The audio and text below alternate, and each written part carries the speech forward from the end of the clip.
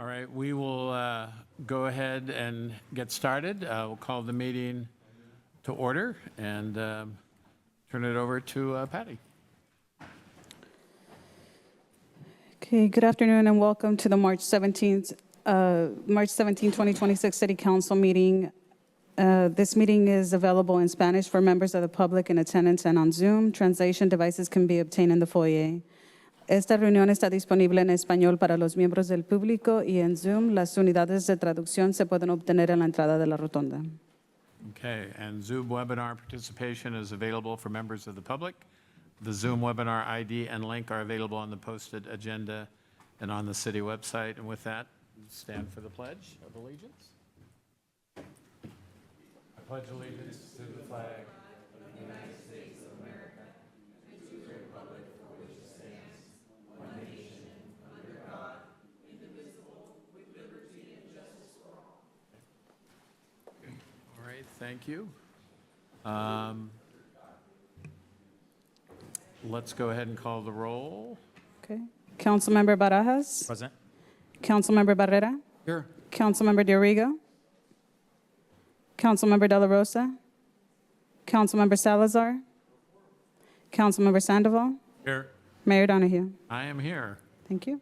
And I know we have two others en route, and Gloria is actually absent, but we're official, so we'll get going with new employee welcomes and promotions. So if the directors would like to introduce their employees, have at it.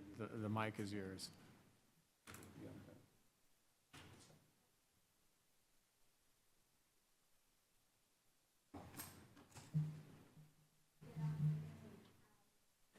In the month of February, we had a promotion, an internal promotion within the city. We had Michelle Mowry, who promoted from the finance department into community development as a community development analyst. And I'm sorry, I said from finance. It was from public works to community development.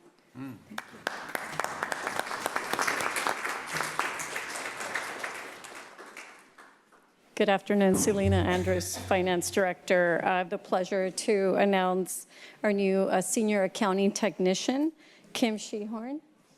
She is a lifelong Salinas resident. She previously worked for the Housing Authority for about 12 years and most recently in Pacific Grove. Her focus will be on grant reporting and accounts payable.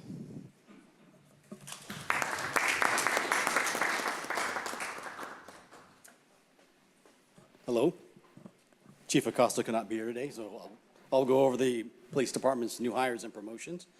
We have 3 new hires and 2 technical promotions. We have Nicholas Benjamin Nunez, who was hired as a police officer recruit. We have Amy Suarez, who was hired as a police services technician. Andrea Zapata, who was also hired as a police services technician. And then we have Sergio Jimenez Garcia, who was technically promoted from a recruit to a police trainee. And then we also have Don Travius Wesley, who was also promoted to a police officer trainee. Great. Thank you.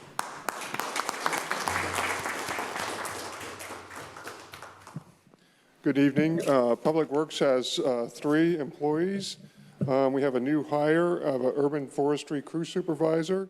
His name is Daryl Bankhead. And then we have 2 promotions. Jamie Dunas was promoted to office technician, and Anthony Guido was promoted to an engineering aide. Thank you, David. All right, anyone else? All right. Thank you, everyone. With that, and Margaret, I understand you're going to do the, all right, let me hand you this. What your whereases are.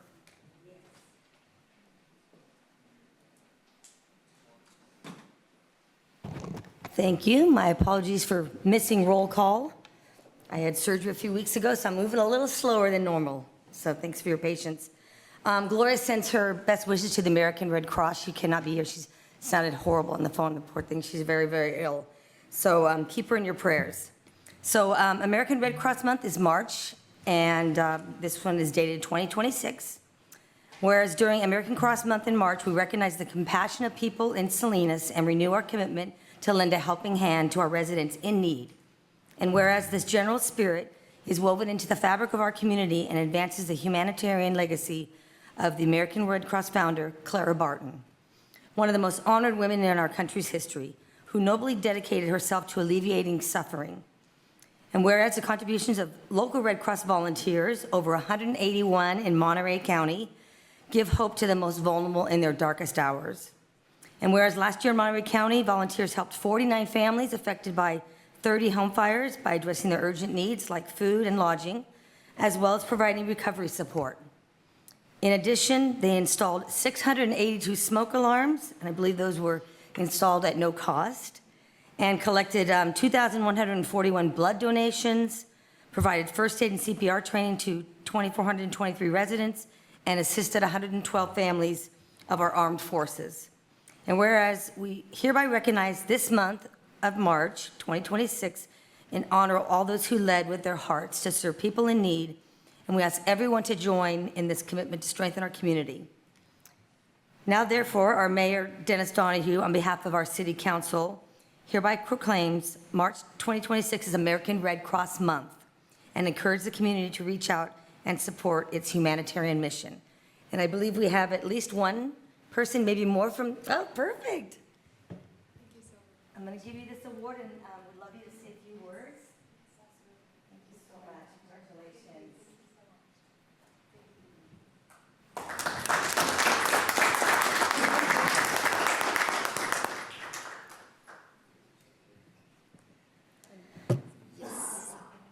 Would love to say a few words, starting with thank you so very much for the recognition. My name is Gabriela Perez Albarracin, and I work with the Community Adaptation Program, who delivers a couple of the programs that you have mentioned, so thank you so very much. Red Cross Month for us is a special month because we are working tirelessly for everybody in our communities, and we are very honored to be recognized by you all. Salinas has a very great spot in our hearts, and we actually been working with the city in many different ways. So hearing that you guys are recognizing the work that we do with all the volunteers, 90% of the workforce for the Red Cross are volunteers, so they are the ones who are very deserving of this award, supporting their own communities. So we are here just to say thank you so very much, Salinas, for all the support, all the hours that you tirelessly put into like supporting home fires. Like they happen every 8 minutes and at 3 a.m. when nobody's ready, right? So, and volunteers are there to lend that like warm heart and warm like hug for those people that may not have a place to go after. So just saying that, thank you so very much, everybody, and we appreciate it. Thank you for being here. Actually, why don't you, We're going to take a group photo. yeah, you can't escape the group photo, so you get to stand in the middle, and we will surround you.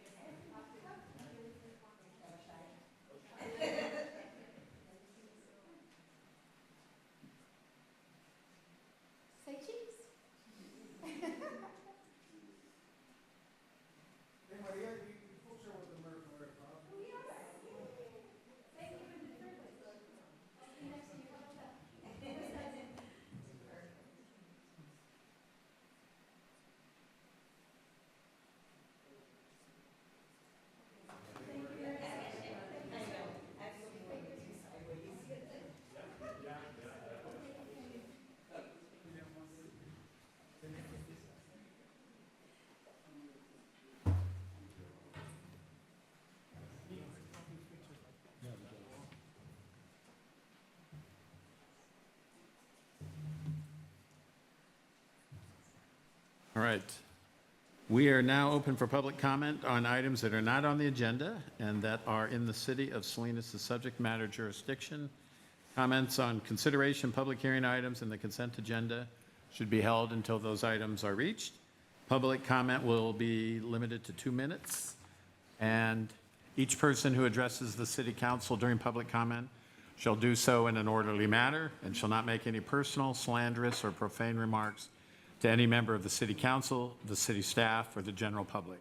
Any person who makes such remarks or who uses threatening, personal, or abusive language or who engages in any other disorderly conduct which disrupts or disturbs the meeting may be asked to leave the city council chambers. And with that, we are open for public comment. Today is the day that the Lord has made. Let us rejoice and be glad in it. My name is Kimberly Bryant. Good after Eve. I am here to just bless the council today.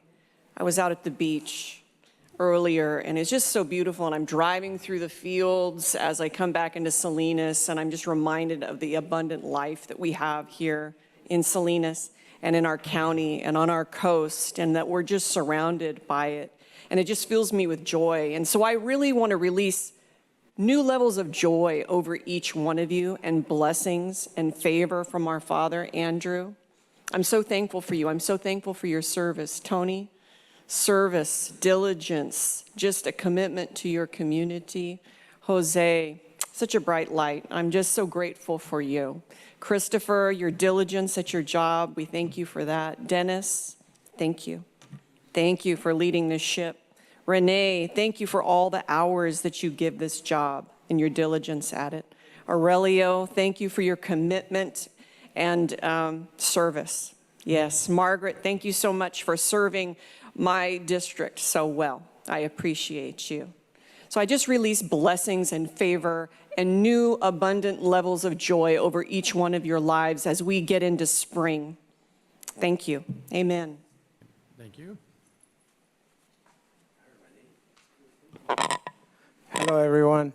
So I'm here just to make a quick comment. Now, I got a message yesterday about the roundabout you guys are planning to do on Hardin Parkway. And to me, I mean, roundabouts are not working. And if you look at the statistics, it's not going to work. Like, you know, San Benito County, they just got a brand new roundabout, and they had 3 people died on it because, you know, it's not slowing anybody down. So I just like for you guys to reconsider when you make those decisions. And I know it goes through engineering, where they get their facts and where they get their numbers, I have no idea. But if you look at Hardin Parkway, where they want to do the roundabout, there is no room for a roundabout. So we're going to end up with a roundabout that everybody's going to pass by and just laugh at it. Like Riker Street, it's a 3/4 of a roundabout, okay? Then we have the one on Iris Drive. That one, you can see the tire marks where everybody just goes over it. So why are we going to waste the money on a roundabout, you know? So when it comes around, I know there's meetings for that, but I just wanted to bring it up to you guys so you guys know what's going on. And, you know, I mean, I'd love to take a drive with you guys and show you those roundabouts, you know? Anybody that wants to do that, it's just, it's not going to help. So thank you.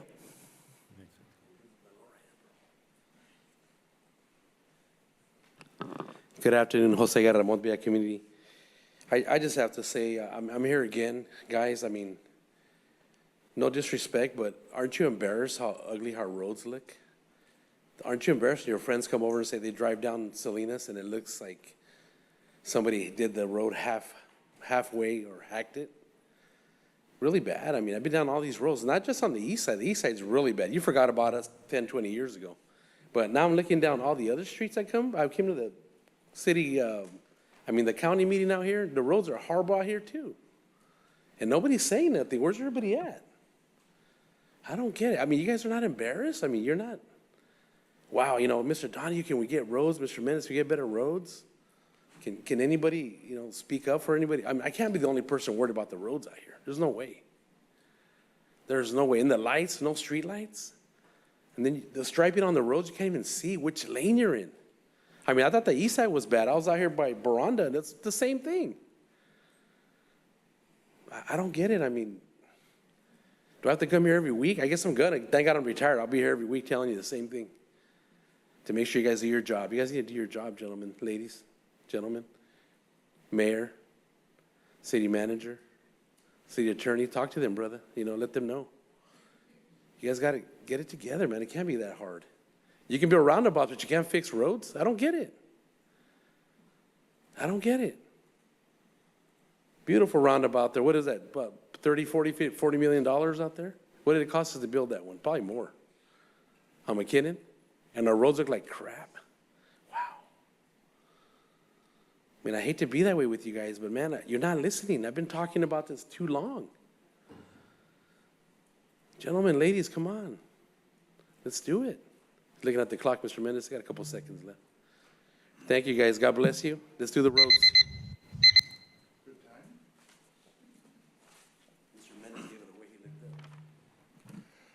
Good afternoon. Name is Eric Peterson. At the special city council meeting not long ago, I mentioned there was less than a quorum at 9 a.m. The mayor commented no quorum was needed since no business was to be conducted. That was obvious from the agenda. At 9 a.m., we had the mayor, 2 council members, some public, a bunch of department heads, and some others. 2 other council members came in shortly. 2 other council members skipped the meeting entirely. Why should they take the day off while so many others attended the meeting? Mr. Barajas, I don't know where you chose to be, the beach or whatever, but you are not where you were supposed to be. Not doing your job again. Others were. You were also a no-show for the general plan meeting the following day. Mr. Barajas, it is time for you to quit playing games with Salinas and either start doing your job or go away. District 1 is supposed to have a council member, and you have made a point of choosing superfluous, or, as on Friday and Saturday, simply blowing off the job entirely. Voltaire said, superfluous is very necessary. Voltaire didn't live in Salinas. You need to resign. And since I've got a few seconds, there's some excellent statistics on Roundabout on the Caltrans website. They make things significantly safer and with huge reductions in fatalities. Thank you.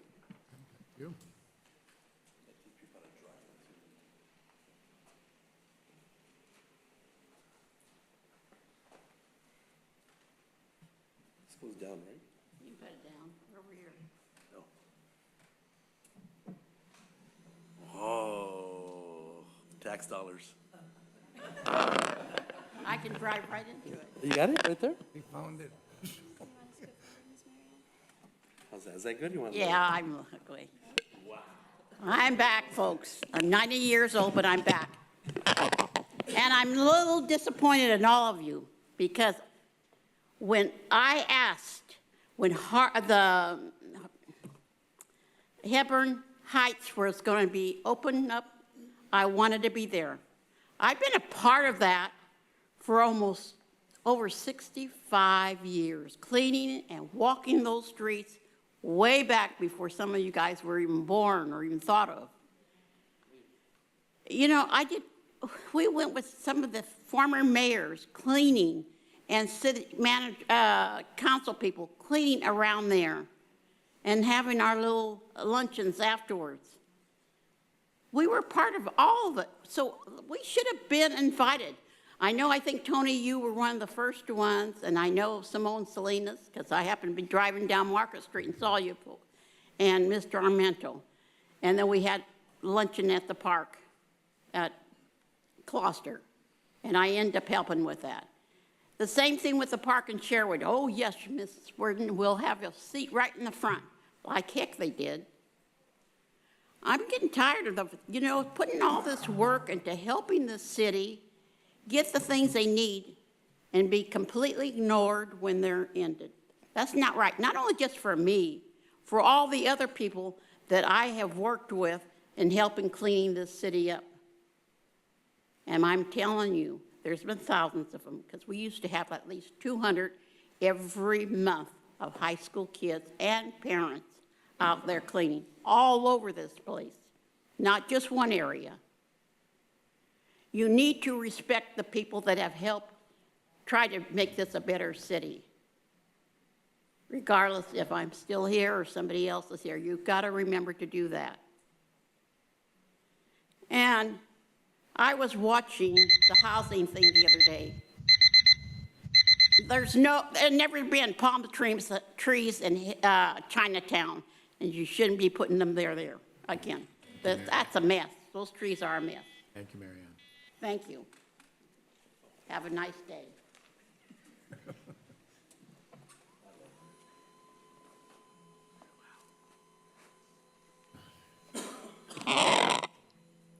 Yeah, that's good.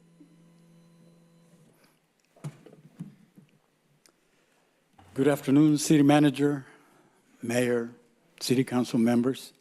Antonio Rábago with Montebella. I've been coming here for 15 years, not as long as our friend over here.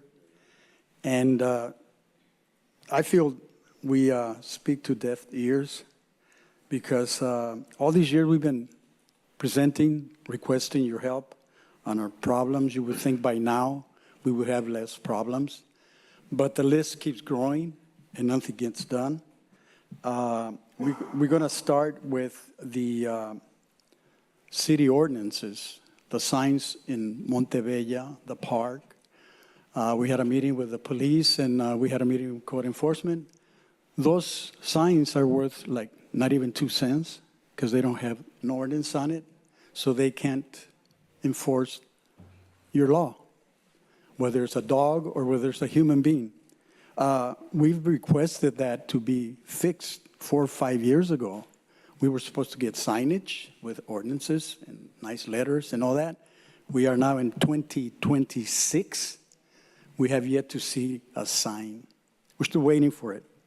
The other one, we met with the landscaping company, and the company said they're only contracted to cut, trim, and pull weeds. Anything else, it's your responsibility. And we have requested for many years plants and flowers. And if you take a walk over there or you drive by there, everything's dried. It's all raw land, raw rocks, and nobody listens. I don't know what we have to do. I think we speak very clearly and politely, but nothing has been done. We request an answer.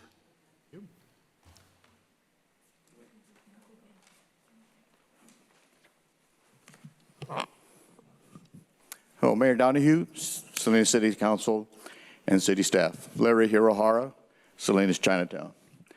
The city's investment in Chinatown has been significant, and I agree with the parallel program of concurrently dealing with homelessness and revitalization. But as I have suggested before, the effect of Union Pacific's aggressive deterrence of encampments has upon Chinatown. We knew that clearing it up would create some problems, and it seems that there's currently an increase in violence and a decrease in safety.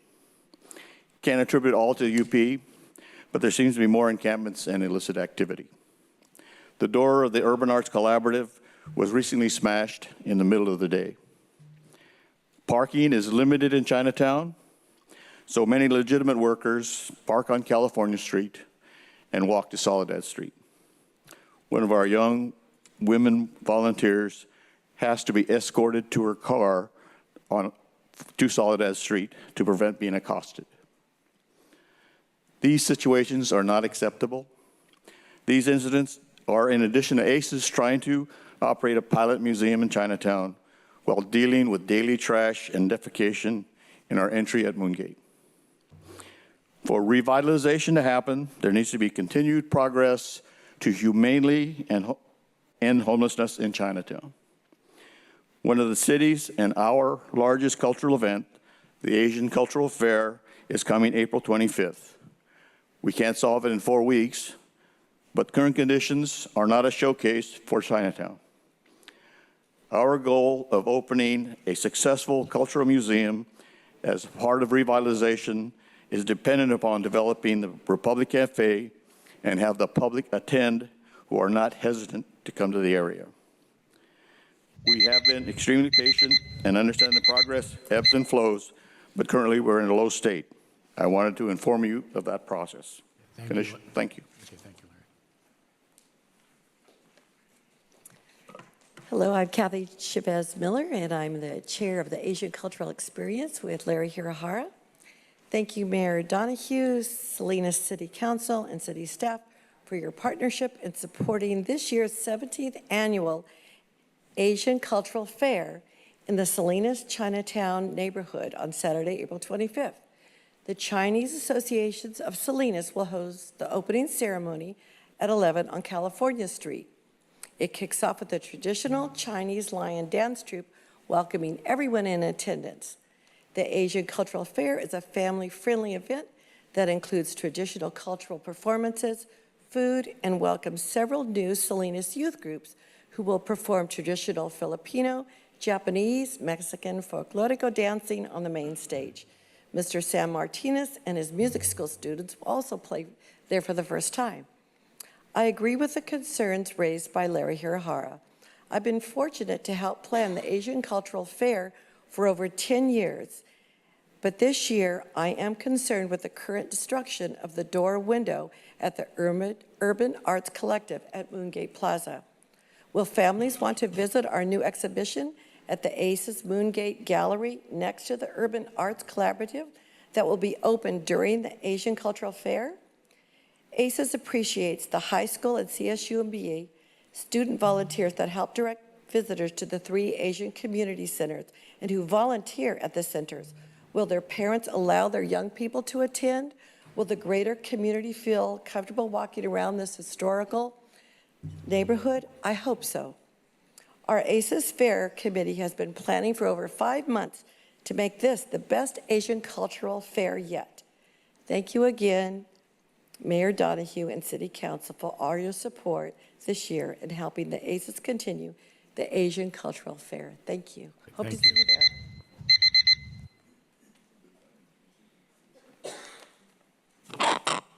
Mayor Donahue and council members, Kevin Moore, District 5. You have a packet that shows a photo of Dead Man's Curve. I just want to talk about the Northgate residents. I got a bunch of them here that are backing me up. They feel hijacked by the process about the Northgate Rec Center Community Center.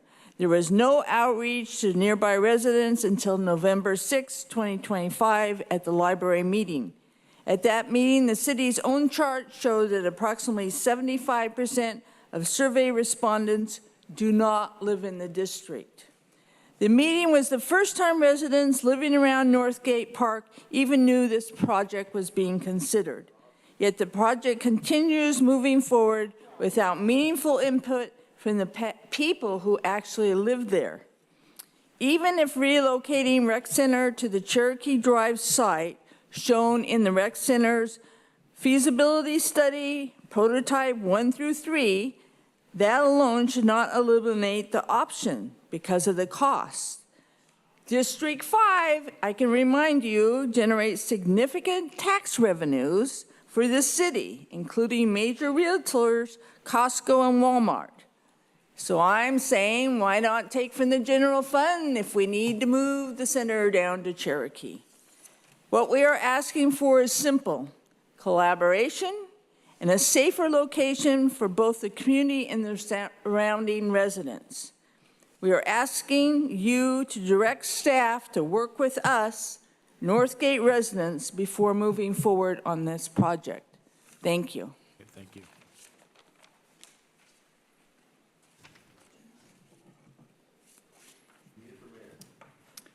It's been well established that public comment can be used for religious expression.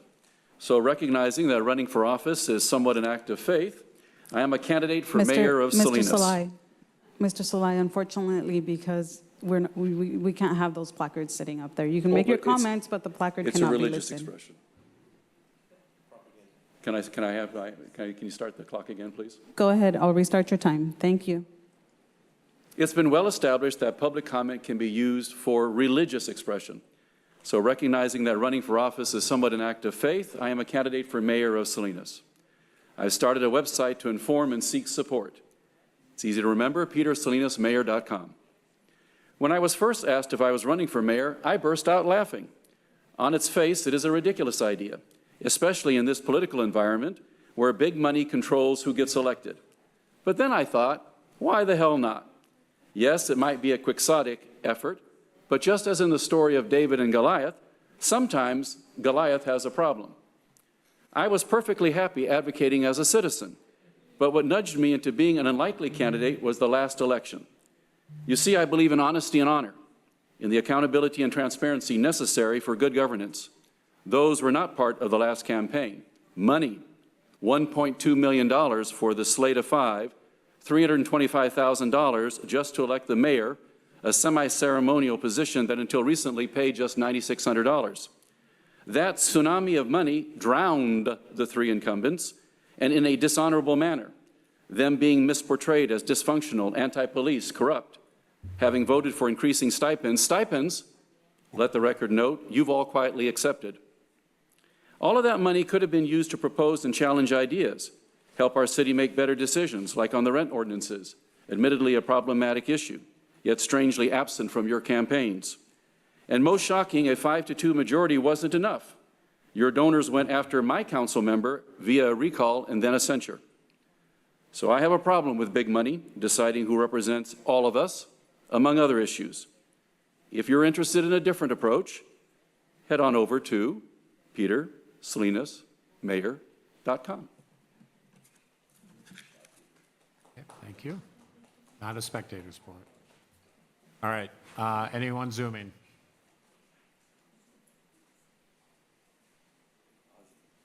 Okay. Ozzy? Oh, there's one more. I'm sorry, hold off. Okay, yes, go ahead. Oh, okay. Sorry. Hello? Hello? Okay, we'll hear from him and then come back to you. Hold on just a I'm second. sorry. Ozzy, go ahead, 2 minutes. Oh, okay, so hello. So I do want to address the city council about I'm about the corruption. The corruption is unacceptable. I'm starting with Councilman Margaret Diarriago. So I do want to be clear, Margaret Diarriago might have taken a bribe from somebody called David Drew, who's a part narcotics trafficker. And David Drew is the head of the Monterey County Republican Party, so shame on Margaret Diarriago for being involved with Dave's Drew dirty laundry. According to a complaint that Brian Baum filed, Margaret Diarriago took a lot of money. And just so you know, I'm the same person who Margaret Diarriago was involved with. I was actually in the investigation by Sheriff Scott Miller of Monterey County back in 2010 to 2011, around those years. And David was under investigation. And that is embarrassing. And it's embarrassing that a city councilor will be involved with a former narcotic trafficker who's not involved in a right-wing org. So this is very embarrassing. Shame on all of you right here. Thank you, and that's all I have to say about the bribe. Nada ya. Nada. Con nadie ya. Go ahead. Okay, go ahead. Hi, I'm sorry to take your time with this, but I have a crazy neighbor, and she, in October, started kind of dancing around on the property line. I've asked her to stay, well, I've told her to stay off of my property. And I was out trying to do some yard work, and generally she'll come out and harass me when I'm trying to do that. And she started gesticulating and making all kinds of jumping things and noises. So I just go in the house because I don't want to engage with her. But later I was thinking about it, and it suddenly occurred to me that what she was doing was sort of an ape trope kind of thing. Now, I'm clearly not black, but my husband is Jewish, and I do use Yiddishisms sometimes. And so I think that was sort of I thought, wow, that's just, beyond the pale. But then a couple days later, I realized that what she's really probably trying to do is get me to respond in kind so that she can take a picture of it. Now, this is all theoretical, but whatever it is, she's been on my property, she's done damage to my cars, she's done damage to my plants, she's a pain. And the last time, I was up on the ladder trying to do the gutters, and she came and just sat in her car next to, in her driveway, which you can do. But she sat there for 20 minutes. Well, I was afraid to come down off the ladder because, it's kind of difficult when you're in transit coming down. And then a couple of weeks ago, she came after my husband when he parked the car in front of our house, which she has a problem with. Anyway, I don't know that there's anything that you can do about this, but I'll tell you, I'm just saying it No, to and air I it. appreciate, we'll get your name and address and then Thank you. take it from there. Thank you. Sorry. No, that's okay. All right, one last check with Zoom. Okay, we'll close public comment. And I think the Youth Council did make it. So right on time. So, or is everyone here, Sophie? Okay, so they're ready to go. Okay. All right, the council will receive 2 presentations for the council, and we will start with the Youth Council.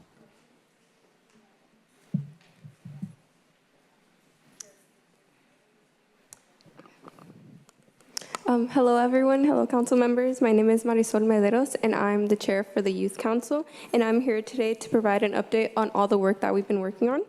Last Saturday, another council member and I had the opportunity to represent the Youth Council as a panelist at the Visión Salinas 2026. During this event, we discussed the city's general plan and recognized the efforts being made to support and uplift residents. One key takeaway for me as a youth was the city's commitment to environmental sustainability and the efforts to create safe and welcoming space for the youth. From public libraries to local arts and community events, these places play an important role in bringing people together and fostering a sense of community. As youth, it is essential for us to see and experience this, as it straightens our sense of belonging and highlights the resilience and unity of our community.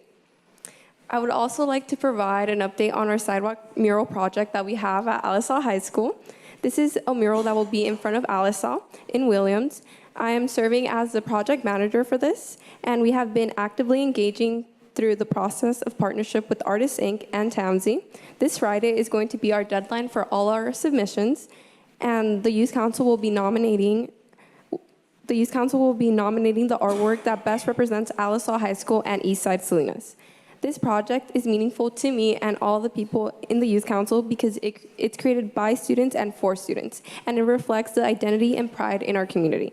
And the mural installation will be expected to be completed by end of May, and we are also planning a grand reveal and would like to invite the entire community, and we would also like to invite council members and the mayor for this event to come and join us to celebrate this achievement that is going to be completed.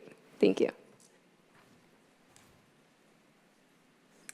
Good evening, council members. I am here to give the Youth Council support on the $1.45 million being awarded in the Family Homelessness Challenge Grant Fund to the Housing Authority for the county.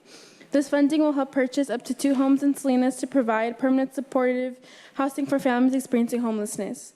As a youth, it's important to me because it's an occurring problem in the community that can affect the youth around us, as they won't be able to continue their education as well as have other opportunities. Thank you.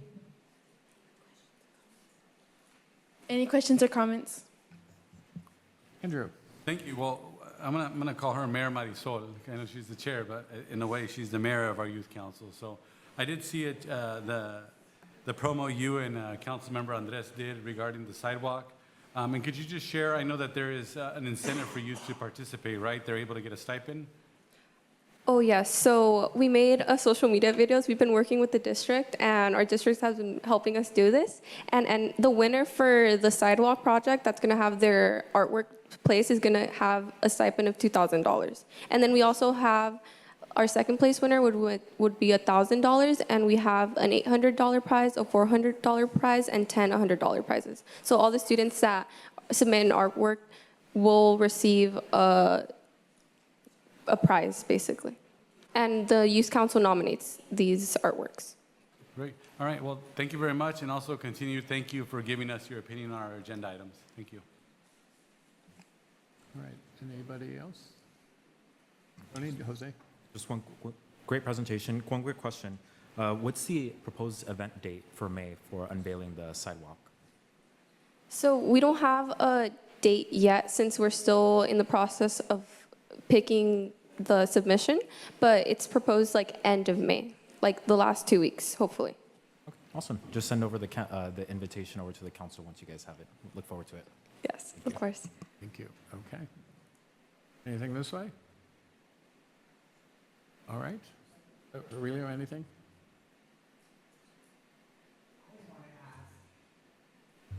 I always want to ask, how many of you are seniors? Because we're going to miss you guys. Have you guys done an assessment? I'm just interested in knowing because a lot of the leadership that you have been providing, I mean, there comes a point where there's the transition between like your sophomores and your freshmen and sophomores, and I know that a few of you are juniors and seniors, but I'm just curious to know, maybe at the next meeting, if you can give us an idea of who currently makes up the youth council, because we've really enjoyed your presentations. They've been very powerful and inspiring to hear. So at the next meeting, I would definitely like to know. Thank you.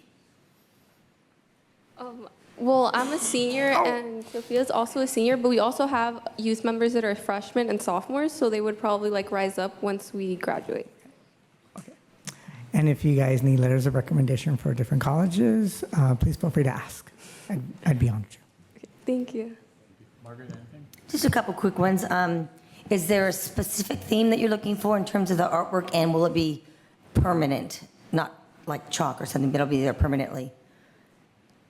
Yeah, so the artwork is going to last from 10 to 15 years, and we're looking for things that represent like the east side, and we're also focusing it on being the 6 years anniversary for Alisal High School, so that is also something that we want to incorporate it. But when students submit their artwork, we have them have a description on what the mural or like what the art means to them, so we also play that into a park, so because we want it to be like meaningful and for it to have like a sort of identity towards it, because it's going to be in front of the school and it's going to last for a long time.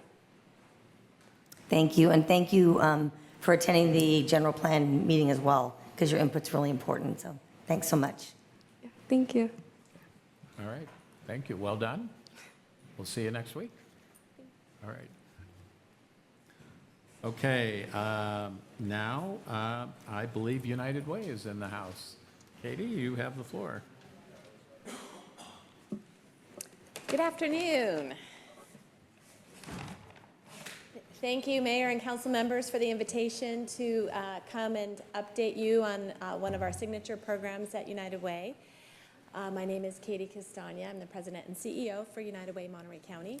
Very proud resident of the downtown area with our Community Impact Center that we have had for 3.5 years. And today I wanted to refresh you on a couple of things United Way related. Now I'm seeing that I have the clicker. Let's see if that, oh, it works. Okay.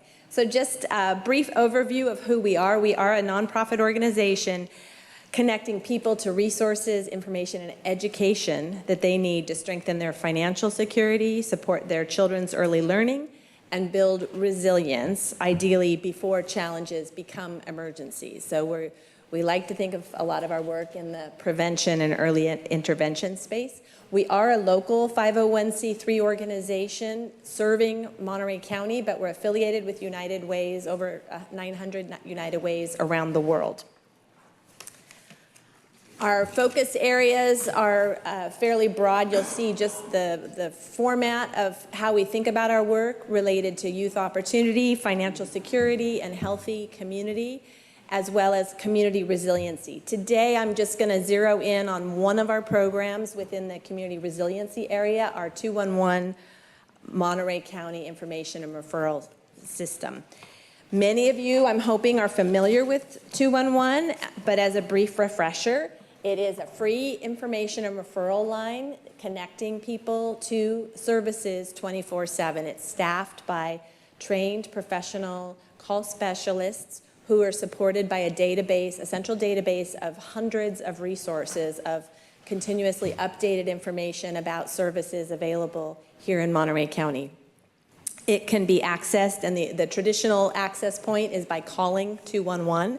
Dialing just those three numbers. We like to say you call 911 if you have a life-threatening emergency, but 211 for non-life-threatening health and human service information. You can also have the information delivered to you via text, and we have a two-way texting capability, as well as searching our database online at our website, which is listed on the screen.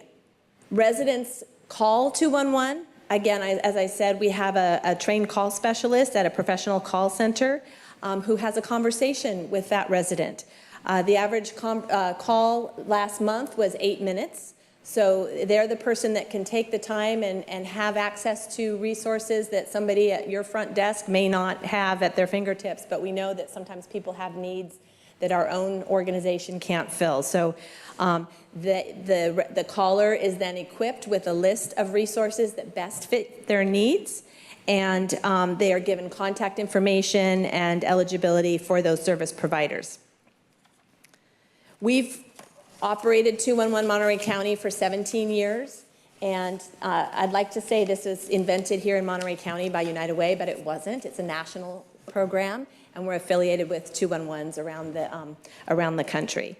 It's also something important to remember for people that are either traveling here. They might have known about 211 from other communities, or if you know people that are in other communities and need support, they can just dial those 3 digits and get their local 211 information.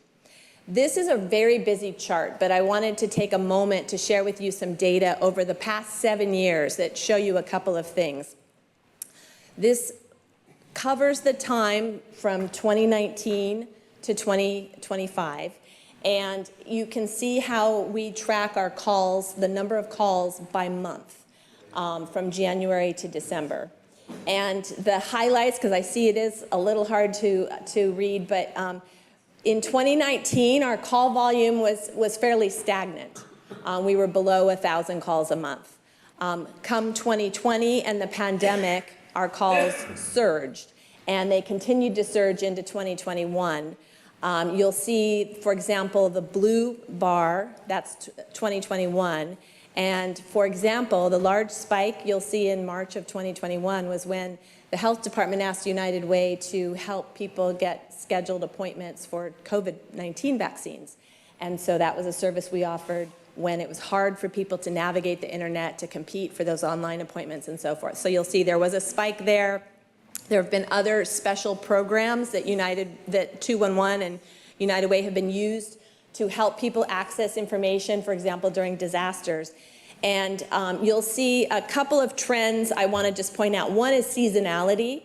So our biggest needs tend to be in the winter months, and that correlates really with our local economy and the seasonality of the ag employment. And so sometimes people have less work and less access to financial resources, and they have higher needs in the winter. And then you'll also see over time, let's see, it's the darkest bar on the right, that we still have, even though we've leveled off post-pandemic, we're still seeing a higher number of callers each month. We have not, we haven't dropped off back to the 2019 volume. So in the past year, we had, and this is just now focusing on 2025, the calendar year, nearly 12,000 what we call contacts, people that either phoned or texted 211 asking for resources. So you'll see that we're hovering around 1,000 a month, and of those 12,000 contacts, I know you'll be interested in who's calling and what we know about them. Only 445 of those were texts. So even though we're in this day of texting, people do seem to still prefer the phone call. And that's one of the few places you can actually get a live operator, so we're very proud to preserve that. 24% of the contacts were handled in Spanish. We also have access to language interpretation in nearly 200 other languages. 70% of those identified as Hispanic or Latino. 44%, we also ask not only what language are we having the conversation in, but what language do you speak at home? 44% speak a language other than English in their home, such as Spanish, Mixteco, Triqui, or other. And 71% were identified as female. And that has been pretty consistent during the life of the program. We had about 66% of our callers last year who were repeat callers. So I think that's a really important indicator. People find the help that they need, and then they'll call the next time they need help. And then the other thing that's important to know about our callers is, what are they calling about? What are those needs? And so this chart shows you the top needs for the last year, and we have different ways to categorize those needs. At this level, you'll see electric service payment assistance is the top need, followed by rent payment assistance, food pantries, homeless shelter, rental housing, another utility, the water payment assistance, and so forth. So this is a high-level roll-up of what those needs are countywide.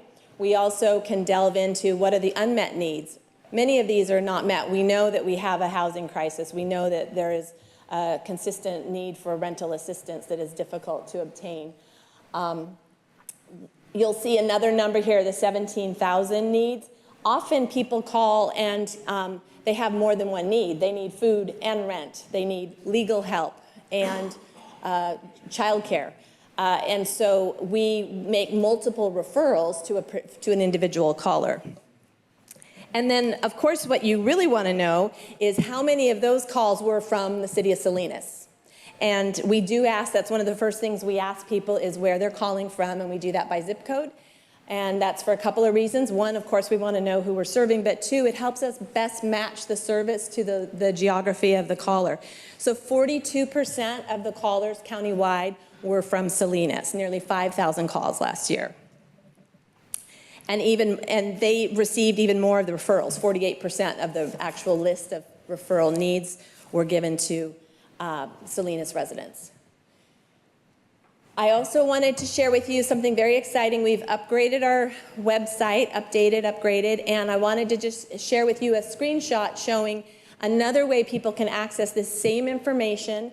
Often people don't want or need to pick up the phone, but they still may want to see what services are available, or they may prefer an internet search. So this is our website that you can find at 211montereycounty.org, and you can type in the type of service you want and your zip code or city, and you will pull up a list of services that are available and can peruse that at your own pace. We also have quick links that you'll see here for emergent needs. This currently we've got some Medi-Cal information to make sure people stay enrolled, which is a real critical concern.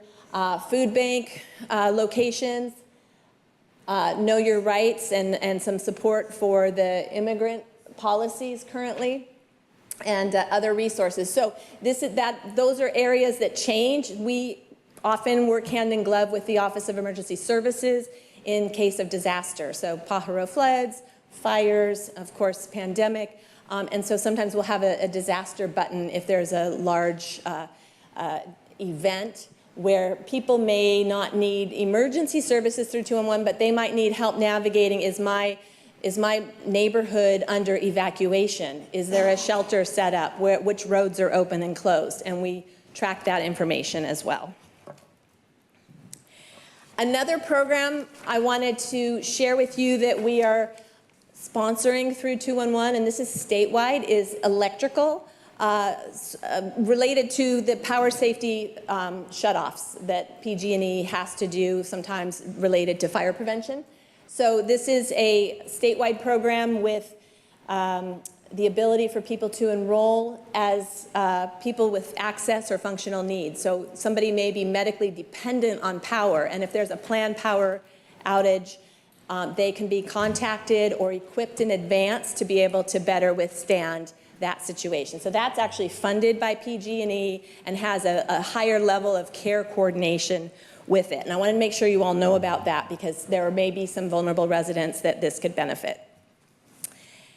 And then finally, I just want to share with you some resources. So we have collateral and rack cards and material that you can share out, and they can be found on our website and downloaded. And I brought some samples with me that I'd like to make available. So these are great to put in your pocket that remind you about 211. I know early on when we were first rolling it out, the police department was great about carrying these with them everywhere. We've got more information, and I just would invite you to make sure that everybody in Salinas knows about this program. And then finally, the question about sustainability. How do we fund this? So the 211 sustainability plan has been multifaceted. We've got healthcare partners, government entities, and private entities who have funded this program since the beginning. I want to thank the City of Salinas for your support.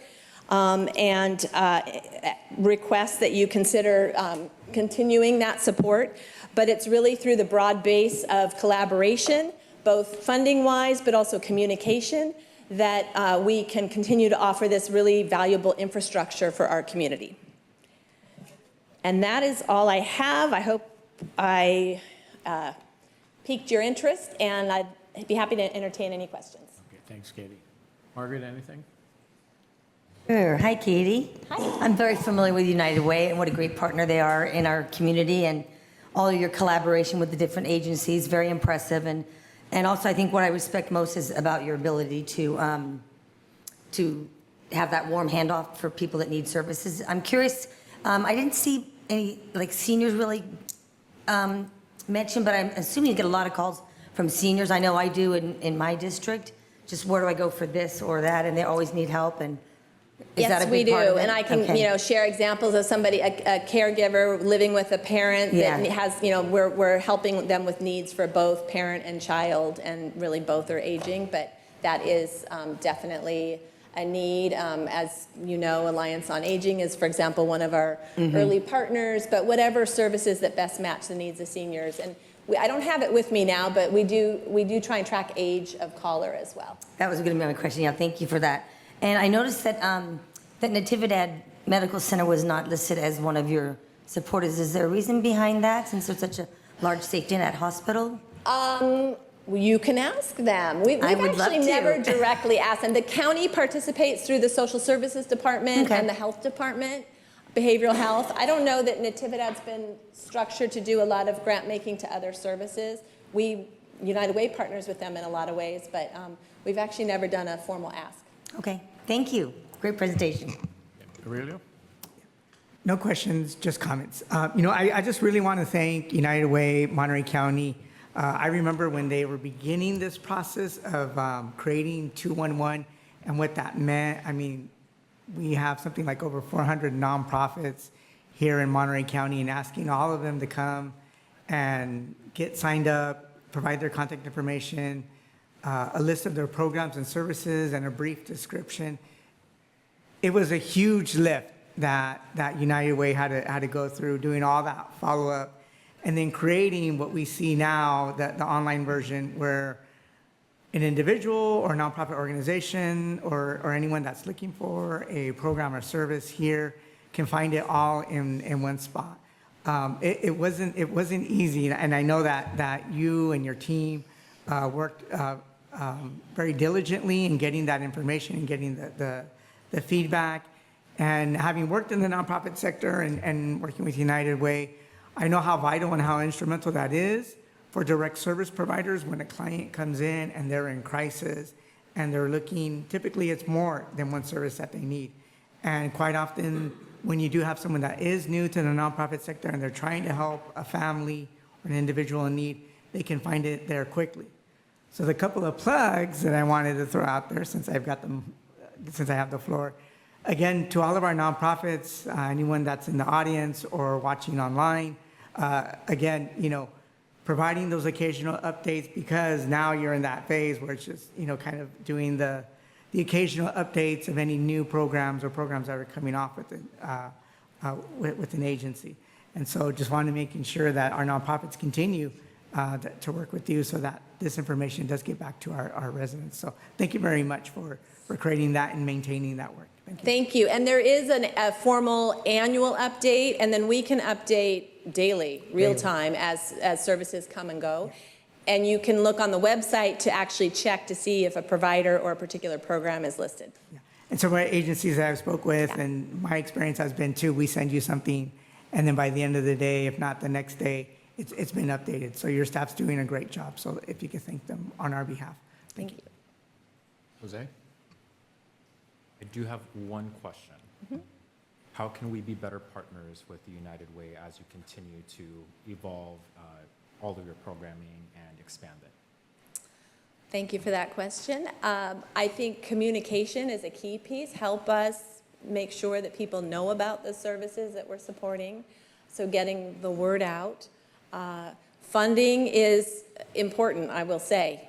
So there may be different vehicles for supporting the services of 211, of United Way, of our partners. And so really thinking about, what leverage you might have to support services and activities. But, you as city council you have a big voice. And I think you can be really helpful in making sure people at least know what is available. Awesome, thank you for that. And my last is just a few comments. Just thanking the United Way for all the work that you all do, particularly around the recent changes with Medi-Cal. I know United Way was a key partner in that. I can still picture the billboards all throughout the county, referring call 211, if there's been updates to Medi-Cal, make sure that you update your status. And I appreciate that you guys have that front and center of your page alongside with the immigrant Know Your Rights information for our community. Thank you. Thank you. Tony? Yes, well, there's no doubt 211 has been a great help for a lot of people. I really appreciated your report. I think to answer Councilmember Baraja's comment, how can we be better partners? Well, here on this dais, we have to be better partners in this dais to be able to support and help the community. Because, as electeds, if we work as a team, I know our city manager is always talking about building a team. Well, not only department heads are part of the team, but electeds are part of that team. Because anything that's needed out there, whether it's funding or whatever type of resource, it comes to this table. So it's always important that this council does work as a team. As when I call 211, they answer the phone. I hope when I call people, they answer the phone as well. And I mean that with wholeheartedly, because if we are going to talk about being partners, we have to be partners from the heart, because politics needs to be secondary. Public service is number one. And what 211 has done, because I've had people ask me to assist them, and I've said, man, that is easy. Let's call 211. I've done that several times. And you folks always answer the phone. That's key. So thank you. Thank you. Andrew? No, I just want to thank you. I know that you guys are progressing with your website, especially around the chatbot feature and making it easier user interface. So I had a chance to see a presentation recently at the Community Schools Forum with the high school district. So just keep up the good work. Okay. All right. Thank you. Thank you. Sounds like you ran the table of kudos and praise and wanting to work even closer together. So thank you, Katie. Thank you so much for the opportunity, and you know where to find us, and I'll leave some materials here. Sounds good. Thank you. We will put those to good use. Thanks, Katie. Good to see you. All right, with that, we're going to consider stuff. And let's see, we are looking for Commander Warner, and I see him there. Commander, you're up.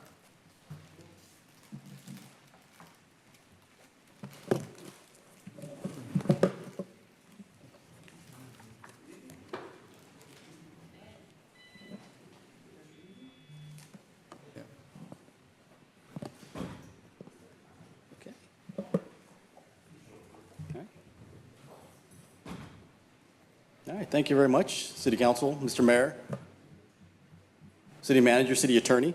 Today I am going to give you an overview of AB 481.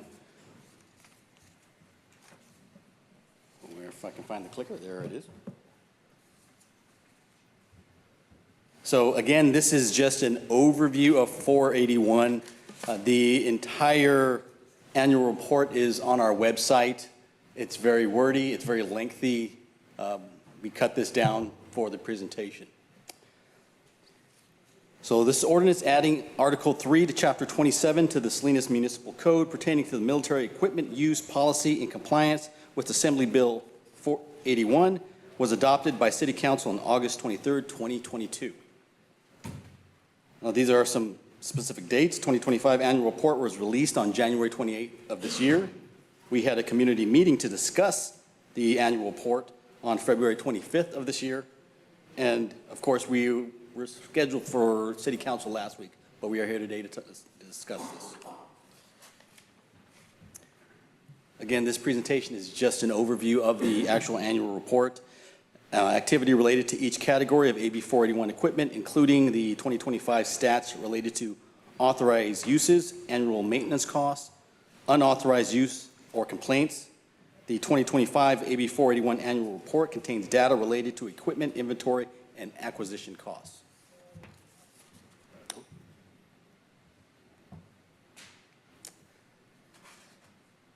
So first, we will go over the unmanned aerial systems, also known as drones. The purpose is to support law enforcement operations to preserve life and enhance public safety. Authorized use examples may be developed when an overhead view would assist officers or incident commanders with planning and responding to situations such as collection of evidence in the form of aerial photograph, fleeing suspects or hostage situations, high-risk search warrants, major traffic collision assessments, mutual aid support, example, a fire. 2025 statistics, number of authorized uses, we had 397. There were no annual costs, no unauthorized uses or complaints.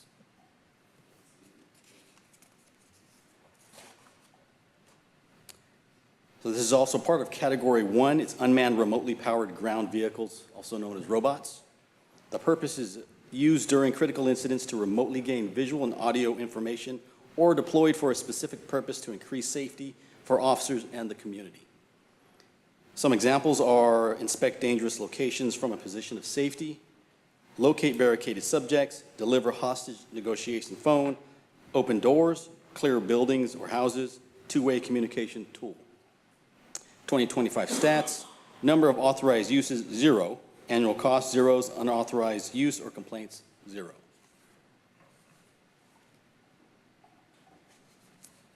Next, we will go to Category 2, which is our MRAP vehicle, Rescue 1 and 2.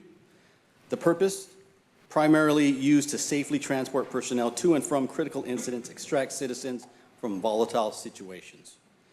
Some authorized uses are support SWAT, VSTF, or patrol during critical incidents, pre-planned high-risk search warrants when greater protection, i.e. personal body armor or shield, is required, provide mutual aid for natural disasters such as large-scale fires or flooding, community events. The note on this one, as far as the costs, there are higher costs due to Rescue 1 repairs due to deploying it during the flooding, and Rescue 2 adding the emergency equipment. So the 2025 stats, number of authorized uses, 18. The annual cost was $30,860.78, and there were no unauthorized uses or complaints. Next, we'll go to Category 5, which is the Mobile Command Vehicle, or the MCV. This provides command response to critical incidents or natural disasters and as a mobile base of operation, which is fully contained and equipped with communications equipment used at large-scale events to provide high visibility and public safety.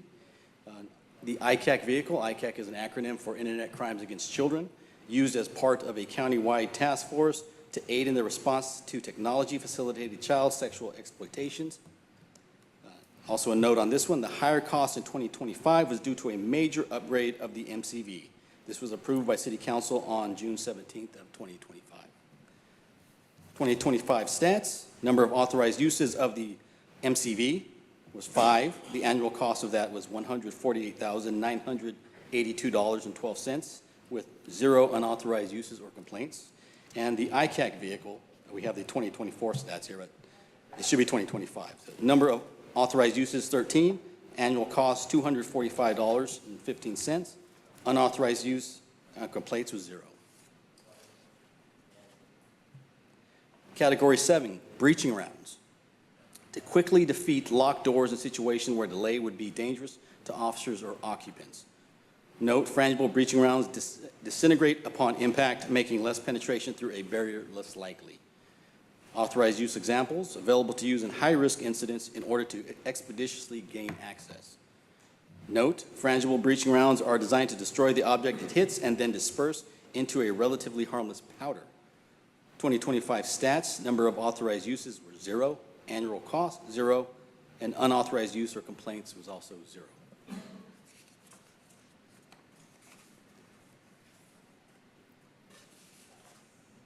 Category 8, of course, if you have breaching rounds, you must have breaching shotguns.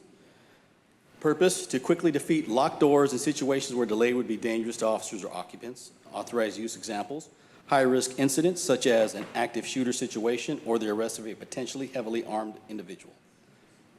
2025 stats, number of authorized uses was 0, annual cost 0, Unauthorized uses and complaints was also 0.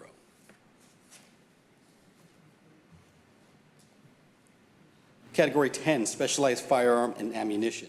The purpose: Salinas Police Department equips officers to address risks posed to the public and department members by violent and sometimes well-armed individuals. These firearms are to be used as precision weapons to address a threat with more precision and/or greater distance than a handgun. Authorized use examples: an active shooter or well-armed individual. 2025 stats: number of authorized uses, 0. Annual cost was 0. Unauthorized uses and complaints were 0.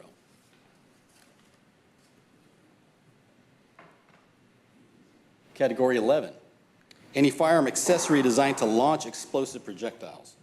The purpose: to limit the escalation of conflict by the use of less lethal options in conjunction with de-escalation tactics when feasible. Salinas Police Department does not utilize this piece of equipment as designed. We do not possess any explosive projectiles. Authorized use example: used in the same manner as a 40mm launcher as a less lethal force in Category 14. 2025 stats: number of authorized uses, 0. Annual cost was 0. Unauthorized use or complaints was also 0. Category 12, distraction devices, aka flashbangs. Purpose: light sound diversionary devices may be considered when its use would potentially reduce the risk of injury during a critical incident.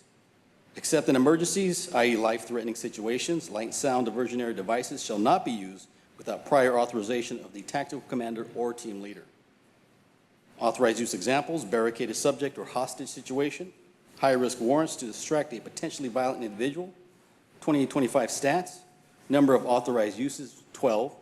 Annual cost was 0. Unauthorized use or complaints was 0.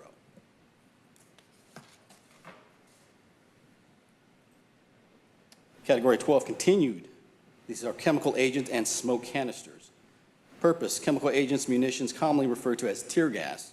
Authorized use examples: after suspect has been given numerous opportunities to surrender peacefully and tactical commander is satisfied that negotiations have been exhausted. Barricaded subjects based on the circumstances. 2025 stats: number of authorized uses, 11. Annual cost, $1,857.25. Unauthorized use or complaints, 0.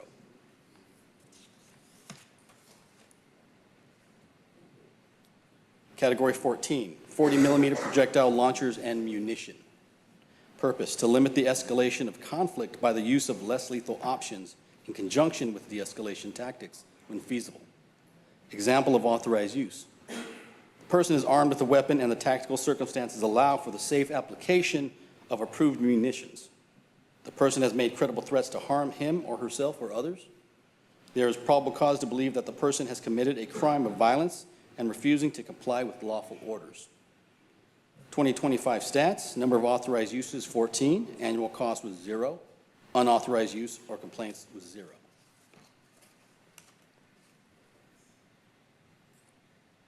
So for 2026, the potential purchasing request, Category 5, command and control. We need to finish the upgrade of the MCV if funding can be secured.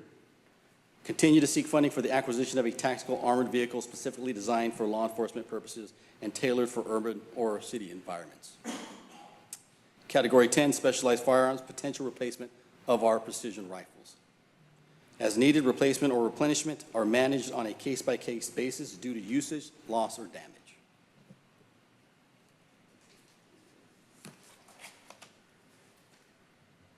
So just a summary of our community meeting on the 25th. There were questions regarding equipment related training requirements, questions related to equipment repairs, replacements, and upgrade, expressed appreciation of having the equipment available if and when needed. They expressed appreciation of the community engagement activities which allow the public to see the equipment and better understand their uses.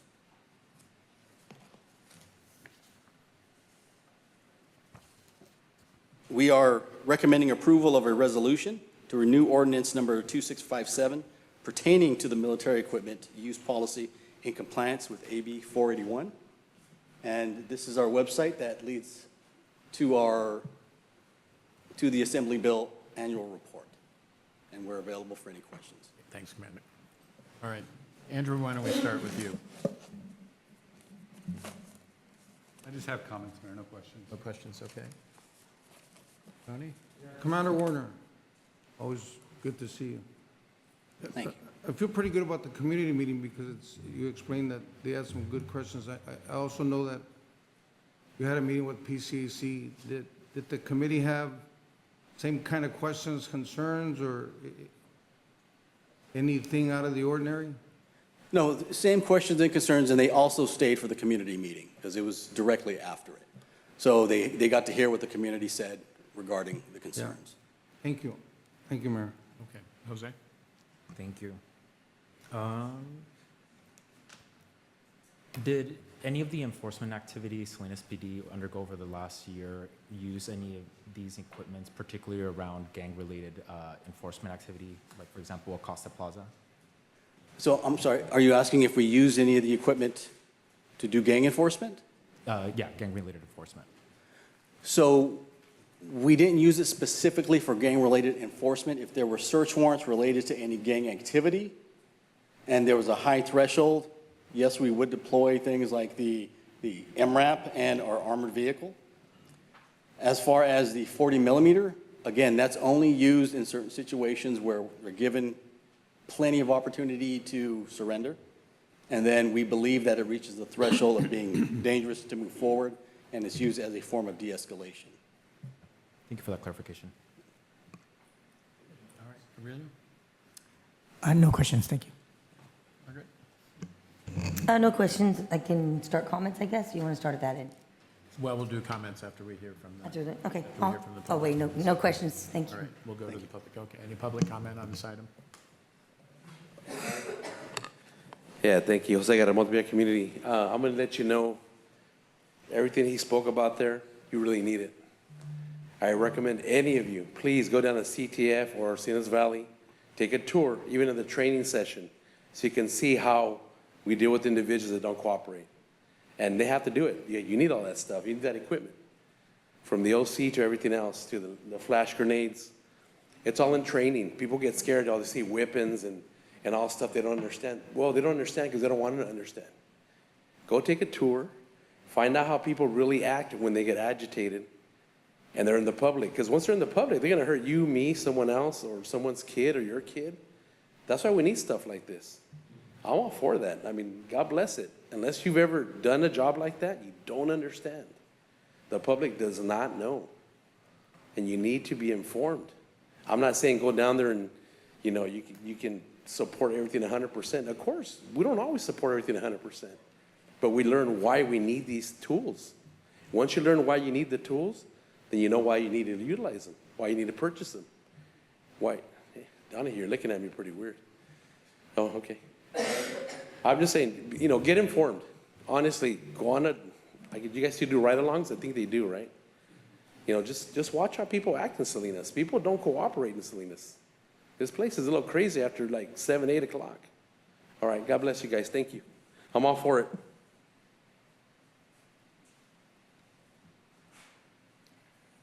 Good afternoon. Name is Eric Peterson.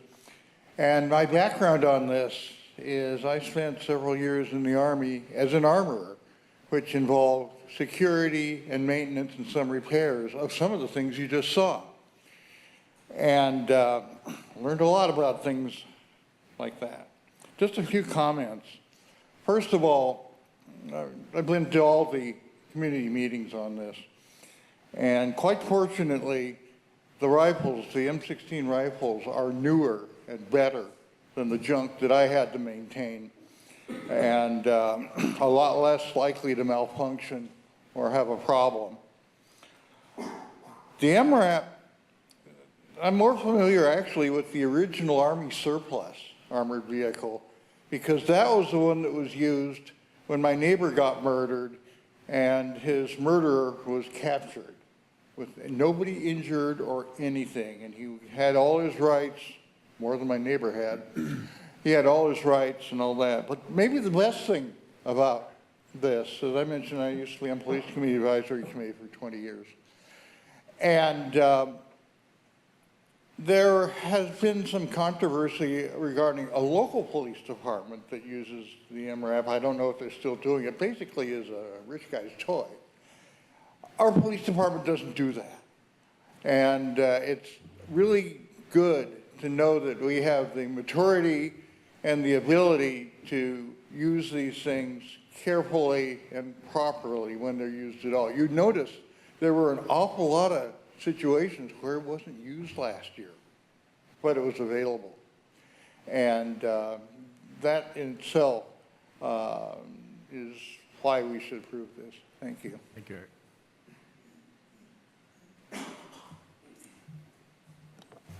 Hello, good evening once again.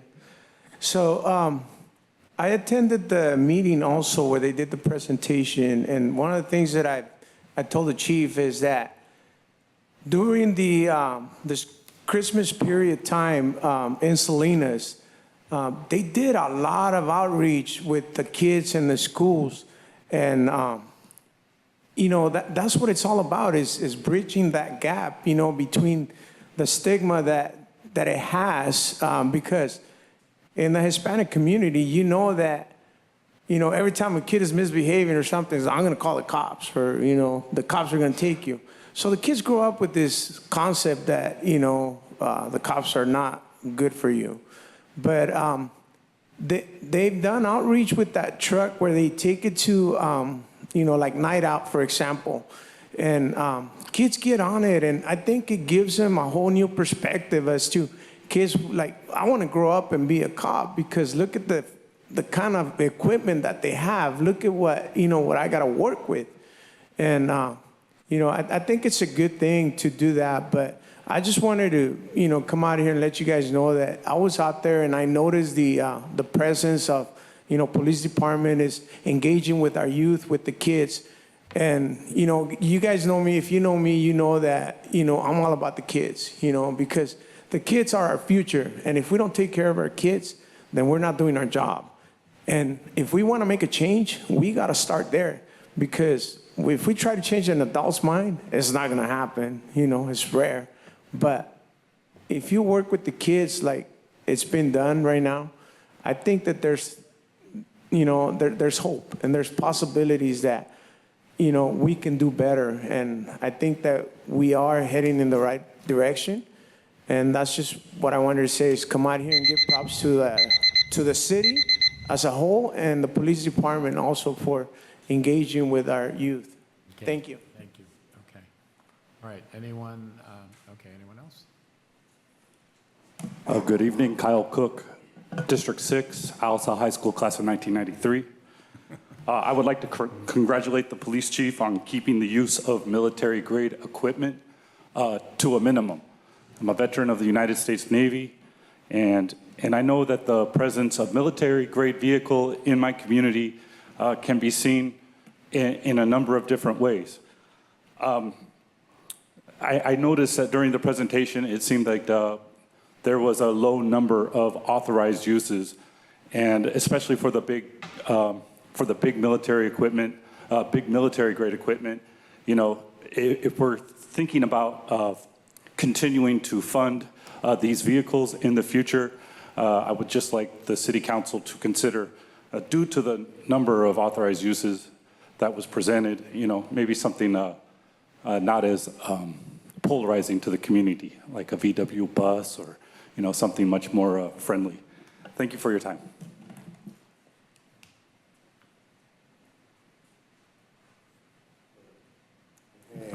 Good afternoon, City Council. Luis Chago Juarez for Building Healthy Communities.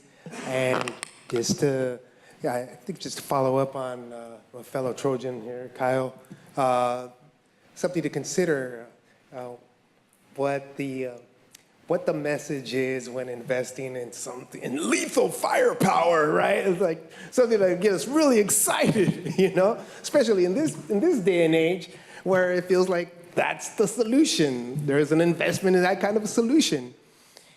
And, you know, based on Kyle's, you know, his take on it, you want to put some attention on how many times has the city police department had to, or faced with a threat that requires that kind of firepower.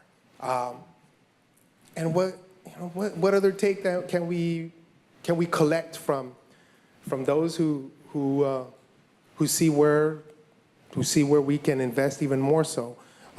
It is all about that messaging, and I know that in the community in the East Salinas community surrounding Alisal High School, those messages can be interpreted in ways that are going to lie on the opposite side of those who sit on this council, right? Something to take a deep breath, and just take a little more of a deeper consideration around what investment really looks like when the safety of our community is in question. So thank you. Thank you. All right, let's see what we have on Zoom. Okay, Marisol?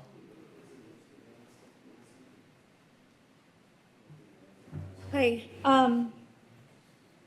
So I understand that our law enforcement is precious and must be protected. This does not mean that we must allow the militarization of our local police.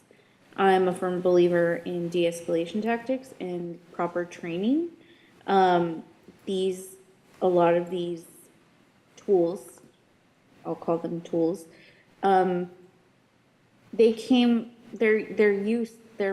meant to be used in war.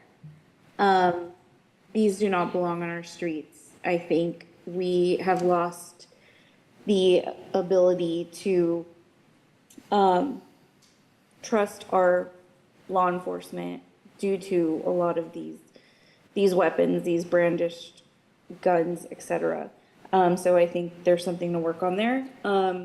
Additionally, I had a comment on the United Way. I'm not sure why we didn't get comment on that. Thanks. Okay, thank you. All right. All right, we'll close public comment on that, and we will come back to, this is an action item, so we'll come back to comments and look for a motion. Margaret, do you want to start?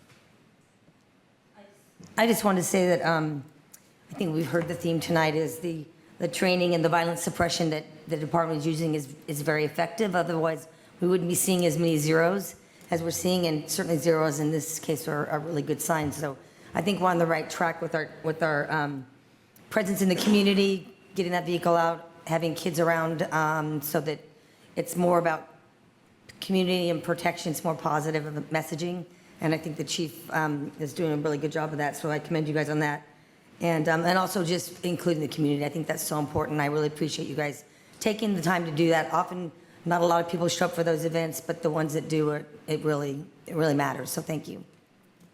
Aurelio? Yes. Couple of years back, I had an opportunity to do youth and alcohol and drug prevention, and I enjoyed it. Protecting our local youth and setting them on the right path was something that was very dear and important to me. Years later, I had an opportunity to also do youth gang violence prevention. And to speak to Jose Guerra's comment, I've seen it, and those that are in law enforcement, those that are in public safety, there are good days, and then there are some very, very challenging days where you meet someone that, and I've had this happen where you have someone that is in a gang, and no matter what, they're gonna live and die for that gang. So when it comes to like issues regarding public safety, you need to have the tools and the resources to protect our public. Quite often, when I watch like KSBW and I'm watching some of these reports about firearms being seized and drug money and their drugs, when I see those photos, right, of the handguns and in some cases, the military weapons as well, the question that needs to be posed is, if you're in law enforcement and you have someone with a firearm, or you have someone that also has military issued weapons, or they've built their own, right, buying parts from out of state, this is how we ensure public safety. I know that this has been since 2020-21 that, we received this report. Naturally, I concur with everyone else. We like to see that these not be used. But at the same token, we do have some very tough and rough streets. Those that know our Salinas history and those that have been in law enforcement know that there's also, connection to, the larger prison gangs, and that this city and county has also had its share of the organized, gang violence that we have. And so just want to commend law enforcement for de-escalating, because I know that they are also trained in de-escalating events. I thank our nonprofit sector that work very hard in terms of the prevention and intervention side of it.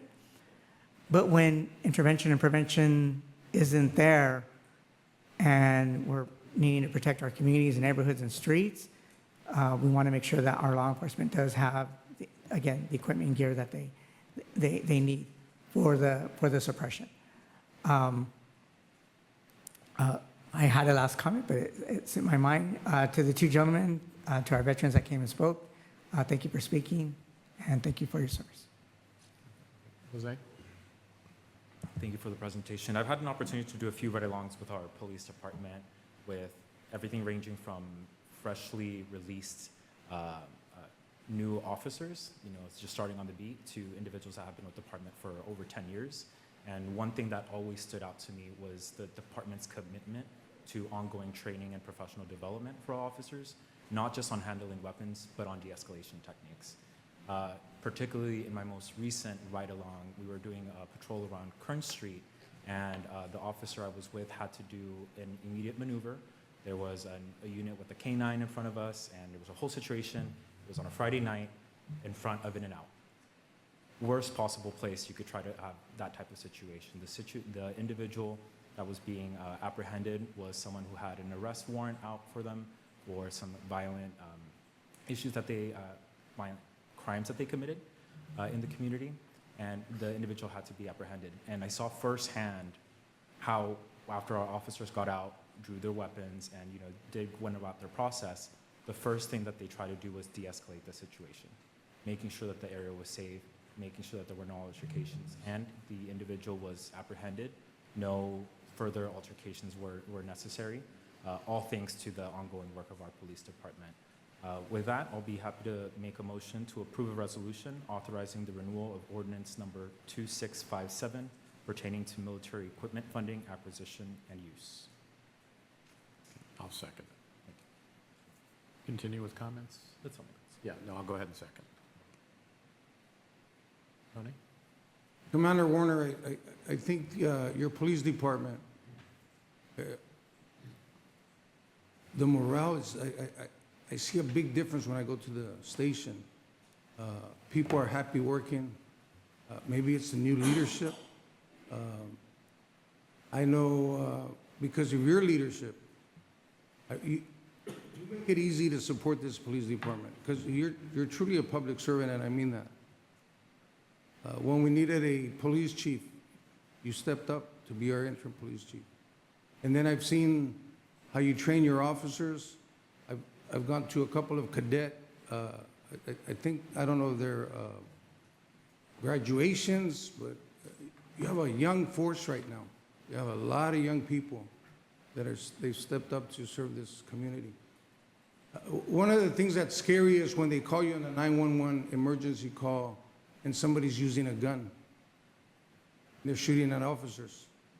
And I've learned just the last few calls such as that, those are dangerous calls. But you guys have been able, instead of taking somebody to the morgue, you've actually made an arrest and taken them to jail, which is commendable because those are not easy. Us, we're on the sideline. We're here and we critique you. We do a lot of things, but we're not in harm's way. So I just want to say thank you to you, and I'm happy to support this. I know at first when I started hearing military equipment, I said, what the hell? But now I see it in perspective. I love when I see police officers out there in the elementary schools You know what? I have heard children, they want to be police officers because of the individuals, the men and women that are in front of them. So you're to be commended for the good work. So I think right now it's easy to work with the police department. It feels good right now. So thank you. Thank you, Tony. Okay, Andrew? Yeah, thank you very much. I'm glad that we're being mindful. I think in the last 3 years, we haven't had any single complaints for usage. I know that we haven't really made a whole lot of investment. The previous year, we didn't really use them. So I want us to be mindful and continue to be mindful of how we use it. And my only comment is I did have a request from a resident to print out the report. I guess it wasn't available in a printed copy. Just make sure that's something that is available to the public in case somebody's not digitally savvy. So thank you. Yeah. Thank you. Commander, good presentation. I think, on this issue in particular, transparency and community engagement is important, but to Councilmember Sandoval's point, the thing that caught my eye right across, unauthorized use complaints, 0, 0, 0, 0. So I think that's important. So well done, and we appreciate the report and the information for the community. And Patty, if you'd call for the question.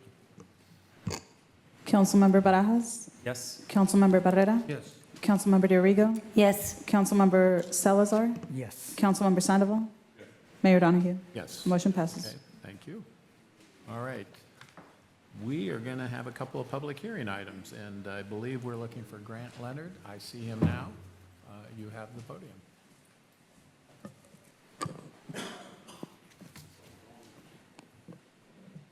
Okay, good afternoon, Mayor and council members. Grant Leonard, Planning Manager, Advanced Planning Project Implementation with Community Development. It's my pleasure tonight to explore or to present to you the General Plan Annual Progress Report for 2025 and an update on our General Plan update. So the Annual Progress Report, the APR, is required by state law to be completed annually before April 1st. And it reviews the accomplishments related to implementing the current general plan, the 2002 general plan. And it'll highlight things like transportation improvements, safety outreach that was done, support for new development through the permit center, et cetera, and park improvements. And then towards the end, we'll shift gears and we'll talk about the general plan update and where we are with that. So, in terms of supporting new development, a lot of that was referring to work you received an update on last month through the Permit Center. But suffice it to say, your staff is interacting with thousands of community members every year, processing thousands of permits and supporting new development throughout the city, both in our future growth area and in our current existing areas through redevelopment projects. And some of the projects really to highlight, we have new economic development with new restaurants in North Salinas. We have repurposing of older furniture stores into a new gym on South Main. Last month, we received an update about the city's efforts to revitalize Chinatown. Throughout the year, you'll receive updates on public work projects that have been completed, such as the new crosswalk at Main Street and Lamar in North Salinas. And other major infrastructure projects are still in progress, of course, like the Ronda Roundabout project. And then community outreach engagements, such as the March for Peace with our police chief photographed there. And then last year was really a significant year for our Parks Department, our Library and Community Services. We had improvements at William Ranch, at Northgate. We opened the city's latest park, Ensign Park in Carr Lake. And after 5 years of closure, the Hebron Family Center was reopened and is now back to providing programming. And if you've been to the Steinbeck Library, you can notice it's had a little bit of refurbishment on the inside as well. So those are the highlights for the annual progress report. And then as we do, this is an update on our Vision Salinas 2040 General Plan Update. Last year was a significant year in that we released the draft plan, except for 3 chapters, the economic development element, the climate action plan, and the environmental impact report. Those are in draft status, and we're getting ready to, or we're preparing to release those later in the spring. Throughout last year, we held many study sessions with the Planning Commission as well as Council, including the joint City Council Planning Commission study session. And we convened the Economic Development Shareholder Group, and we've been working closely with them on updating the economic development element. And then, as I mentioned, the admin drafts of the Climate Action Plan and Environmental Impact Report are forthcoming. And then we've continued to do engagement since the release of the plan in December. Most recently, we had a large community open house at Steinbeck Center, 1 Main Street, on March 7th, and there's some photographs there of the workshop as well as the panel discussions that were part of a study session for that. Looking forward for the rest of the year, we are just about closing out the first quarter. March is on its way out. But throughout April, we'll be continuing to revise our general plan based on the comments we received to date, as well as releasing the Climate Action Plan, the Economic Development Element, and the Environmental Impact Report. The Environmental Impact Report does have some state-mandated timelines associated with it, such as a 45-day public comment period. And then through the summer and fall, we'll make any final revisions to those documents, continue public engagement, and then in the last quarter of the year, we'll move into the adoption process for Visión Salinas 2040 General Plan Update. And with that, our request tonight of the council is to approve a resolution accepting the 2025 General Plan Annual Progress Report and authorizing its submittal to the Department of Housing and Community Development and the Governor's Office of Land Use and Climate Innovation. Okay, thank you, Grant. Hey, Margaret, I'll start with you. Any questions? Thank you, Mayor. Just one, in terms of community outreach, I know we always kind of use the phrase, we put it out there or what have you. Can you give us specifics on where it's posted? Because it seems like we always have groups of people that say, I had no idea, I never saw it, and we expect them to go to our website and look for it instead of guiding them through that process to make it easier. So if you could share how you put that information out there for people to view. Absolutely. So we do that website posting. We also do emails through our e-blast service. So it goes out to our listserv of several thousand people who've signed up for that. We promote through our boards and commissions. We've gone to all the city's boards and commissions to date, like airport land use, historic preservation, et cetera. And then we partner with community organizations to help put the word out, like Center for Community Advocacy or Building Healthy Communities. We do find that instead of just passively putting the information out there, if you hear it from a friend, you're more likely to pay attention. So if we can have our networks help push out the updates, that really is very effective. Okay, thank you. No more questions. Okay, Aurelio? Just wondering, by any chance, have you or your office have had an opportunity to take a look at the county's version of their general plan to check for like consistencies or any changes? I can't recall the number of amendments that they're allowed to make annually. I think last time I looked, I believe it was like 2 amendments per year. Has there been an opportunity to take a look at theirs and making sure that there's like some alignment taken in consideration that our city literally it butts up against county property? Absolutely. We do partner closely with the county, and we're following along with their housing element update, which has some associated general plan updates. And the city most closely interacts with the county when it relates to the future growth area or annexations. Thank you. Okay. Jose? No additional questions. Thank you for the presentation. This is our second time receiving it from the Housing and Land Use Committee. Thank you. Tony? Mr. Grant, good to see you. Mr. Grant, during public comment, we have a gentleman that we serve. He's in our audience at the beginning. He said he's going to be here every week to tell us to step it up, to do something. But it looks, from your report here, you call it progress.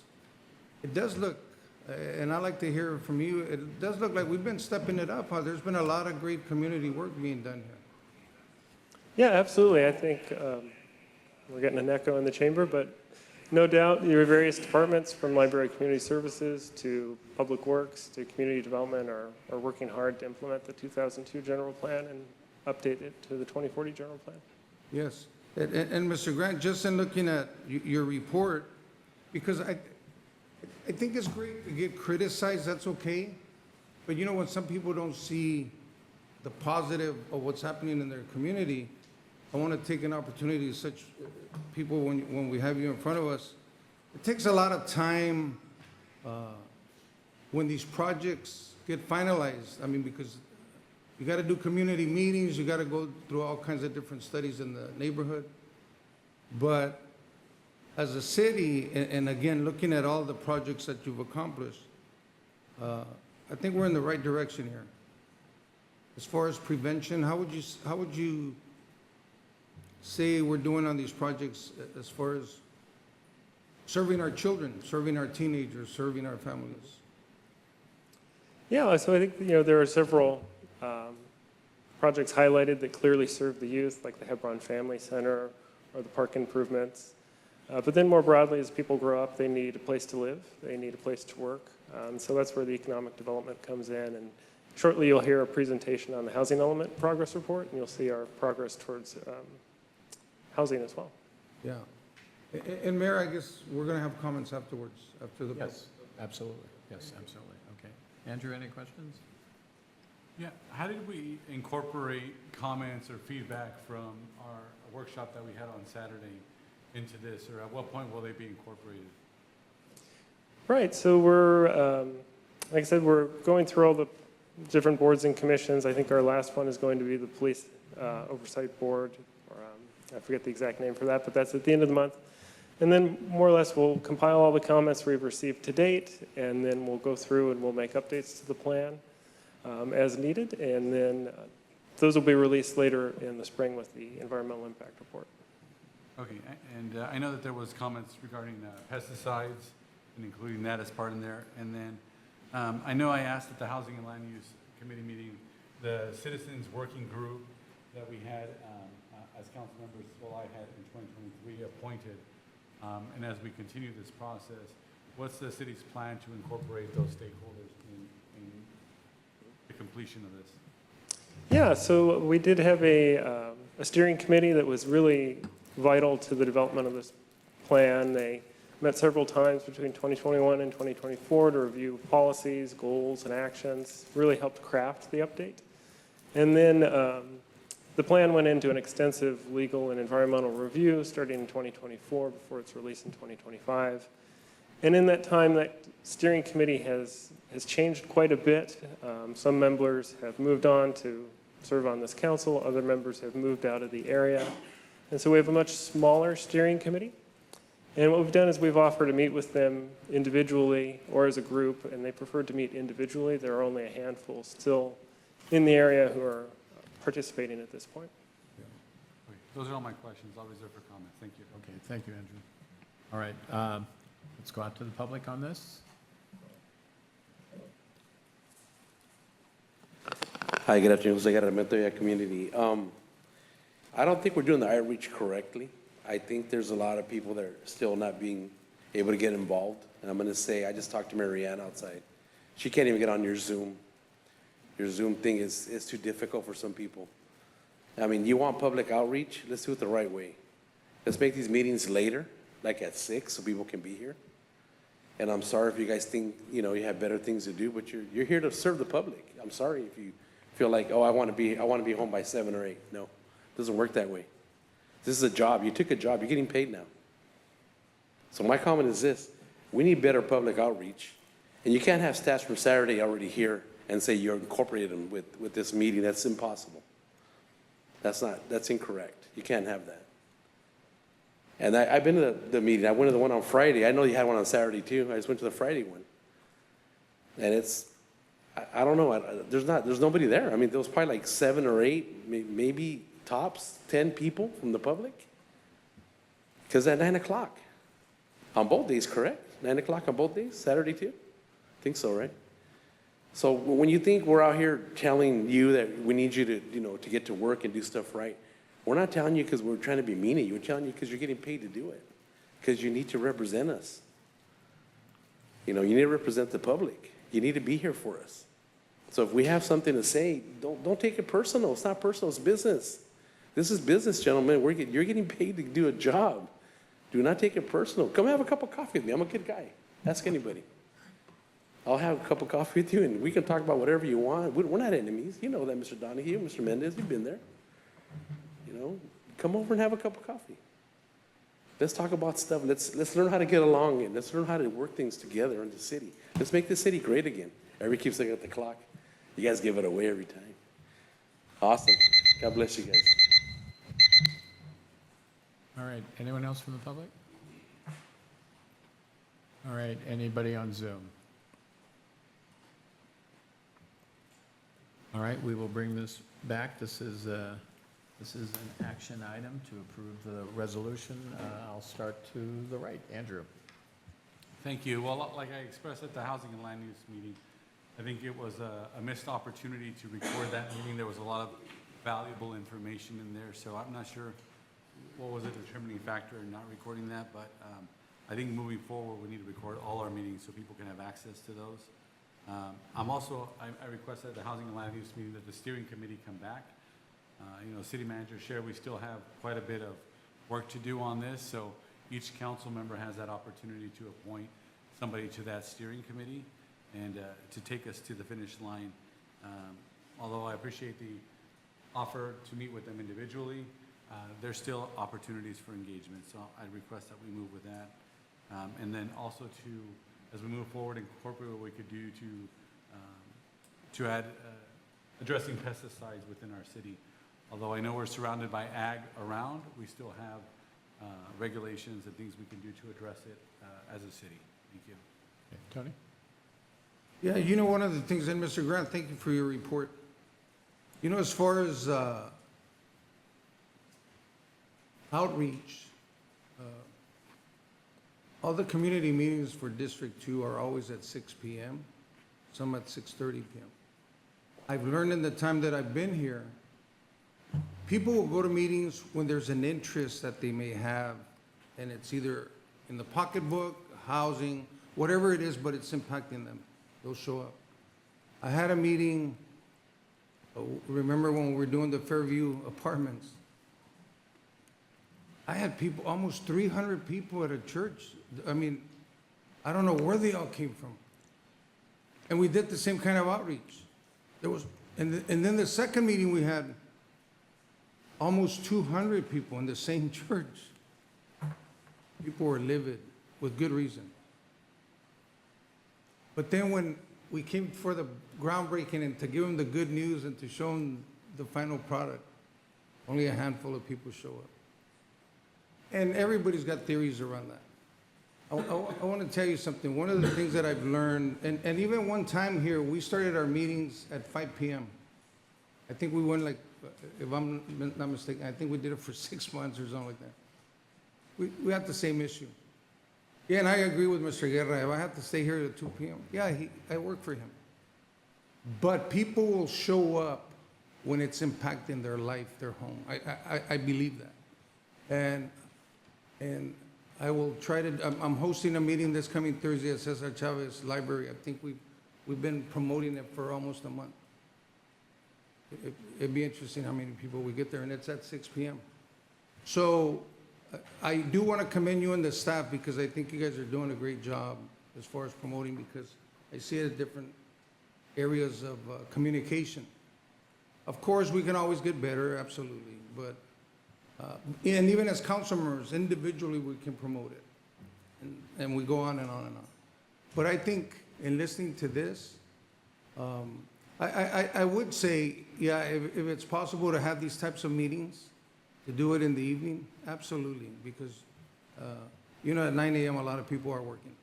And I don't know how that revolves or what happens there or who sets it up, but I think just for the sake of that argument, I think any type of community meetings of that magnitude, we should have it in the evening, that way people are aware of that. Not necessarily that there's going to be more people coming, but at least that'll be one less thing that we put ourselves out there. Was there a motion made already? We do need a motion to approve the revenue. All right? Mr. Grant, yes. Okay, so let's do it. Sounds like a motion. Okay, all right. And there's a second. And we'll proceed with you. I'm done. comments after that enthusiastic motion. Awesome. Let's do it for Mr. Grant, right? All right. Having participated in the General Plan Update Steering Committee, it's been a long time coming and really excited to see some of the progress, all the progress that's been made to date. And looking at the timeline, I see that, upcoming in April to June, staff will revise the general plan based on the comments provided up to date. And one thing that I did want to comment on was the outreach, but more so from having folks know where to sign up for like the listserv, right? I know I signed up for the listserv when I got on the council, and you're able to select which departments or which particular programs you want to get updates on, whether it's specifically Amor Salinas, specifically library events in your district. You can specify which listservs you want to get on. And as to Councilmember Barrera's point about communicating the impact or how this impacts people, just perhaps considering making some adjustments to our marketing collateral so that it's not just general, hey, come to our general plan update meeting, right? Because to the general member of the public, the general plan, what does that mean, right? How does that tangibly or financially impact me as a resident or as a business owner or as someone who's invested in the future of Salinas? And that's really all of my comments. Really excited to see this move forward and hopefully approve it by end of 2026. Okay. Thanks, Jose. Okay, Aurelio?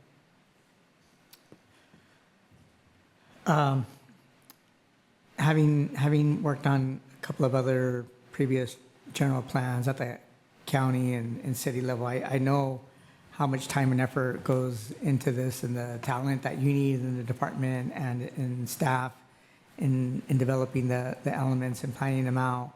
And then keeping in mind that this is also a living document for the city and for future city council members and council to implement. In terms of addressing like some of these larger issues, I think a lot of us, we do continue to hear that when we hear residents talk about streets, sidewalks, lightings, things that affect their quality of life. And so as I continue to go through this document, keeping in mind what I hear from my residents in my district, those are the things that I will continue to uplift and address here. But again, just want to thank all of you for your work in preparing this. And if there's anything that we can do in terms of getting that additional outreach, that's what we're here as well. Margaret? I concur. I was a little bit disappointed that there weren't more people there, and I think the term general plan doesn't resonate with a lot of people. It didn't to me until I took over this position. I had no idea what that meant, even though I heard it out in the public. So just trying to, qualify exactly what it means, because it's a big deal, right? It's our guiding light, and everything we do has to fall within that, and just like our strategic plan. So I think it's important that the community gets involved, gets to speak their mind, and I think the meeting on Saturday it would be very difficult to get people's comments and get them into the document that quickly, because it's so soon. So I'm concerned about that. And the pesticide issue came up, which is something that's kind of been, newly introduced. I know it's been a problem for years, but we heard about it quite loudly that day. So it's something that I'd like to look into, from the ag community, and meet with our ag commissioner and really talk about what that looks like and how we can make people feel better about what we're doing with our crops, because it's such a big part of our industry. But I thought the meeting was well organized, and the presentations were really good. I just wish we had a few more butts and seats, as I say, but good job. And I know it's been a lot of hard work, and I appreciate you and your team putting this all together. Thank you. Okay. All right. Grant, thank you. And we have a motion on the floor. Let's go ahead and call for the question. Motion made by Councilmember Barrera, second by Councilmember Barajas. Councilmember Barajas? Yes. Councilmember Barrera? Yes. Councilmember DiRigo? Yes. Councilmember Salazar? Yes. Councilmember Sandoval? Mayor Donahue? Yes. Motion passes. Okay, very good. Thank you. Grant, thank you. All right, Orlando, you are next up. You have the floor. We're going to talk about the housing element.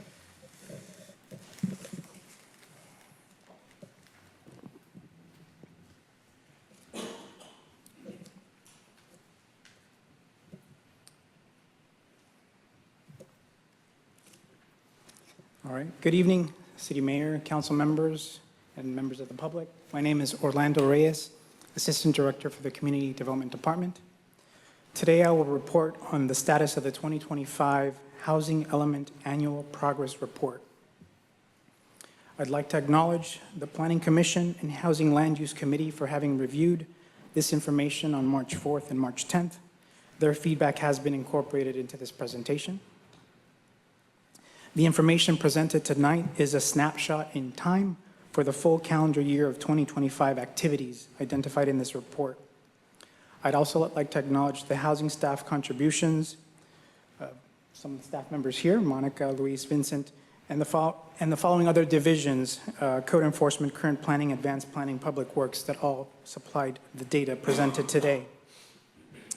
The purpose, again, is to provide an overview of the city's progress in implementing the 2025 housing element. It's through the required annual report, that's the data that's collected and shown to the city. It's highlighting, again, the accomplishments. And it's also to meet the state's requirements under the California Housing Element Law Code.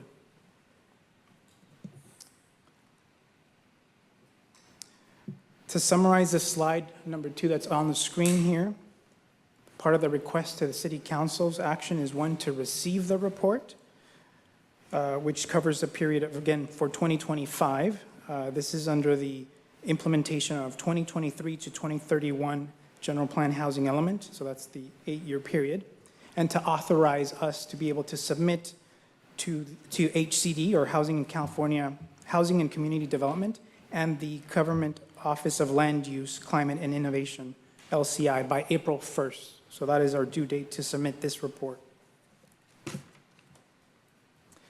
For reference, before we continue with the subsequent slides, some terminology just to refresh all of us. The housing element is a state-mandated component of the general plan. It identifies, it's one of 8 elements. In this element, which is the housing element, it identifies the housing needs, the housing sites, programs to meet the regional housing needs allocation, or RHNA goals that we've heard. The annual progress report is a yearly report. It identifies housing production, so you'll see that, entitlements, building permits, code enforcement, and progress overall on housing elements. RHNA, as we all know, again, is the number of housing units that the city must plan across all income categories. So you'll see that in the subsequent slides.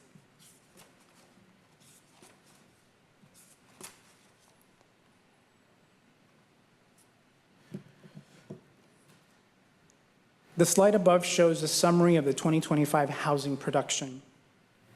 What we see here is, again, in this period, which is 2023 to 2031, we are in the 2nd year of this progress report. The columns above identify the years, the rows identify the different AMIs, or average medium income categories. What's reflected on the screen shows that there's a total, collectively through 2025, 443 units have been produced, of which we need to complete 6,000 units. What this reflects is 2 things. It reflects we've got a lot of work ahead of us. It also reflects that this is a marathon long-term in terms of the activity that is needed. It also reflects what you'll see in subsequent slides, the sprint that happens on a daily basis to start eating away at these units, and how we're trying to use all the tools at our disposal, all the resources that we have at our disposal to try to advance this goal of meeting 6,000 units in the next less than 6 years.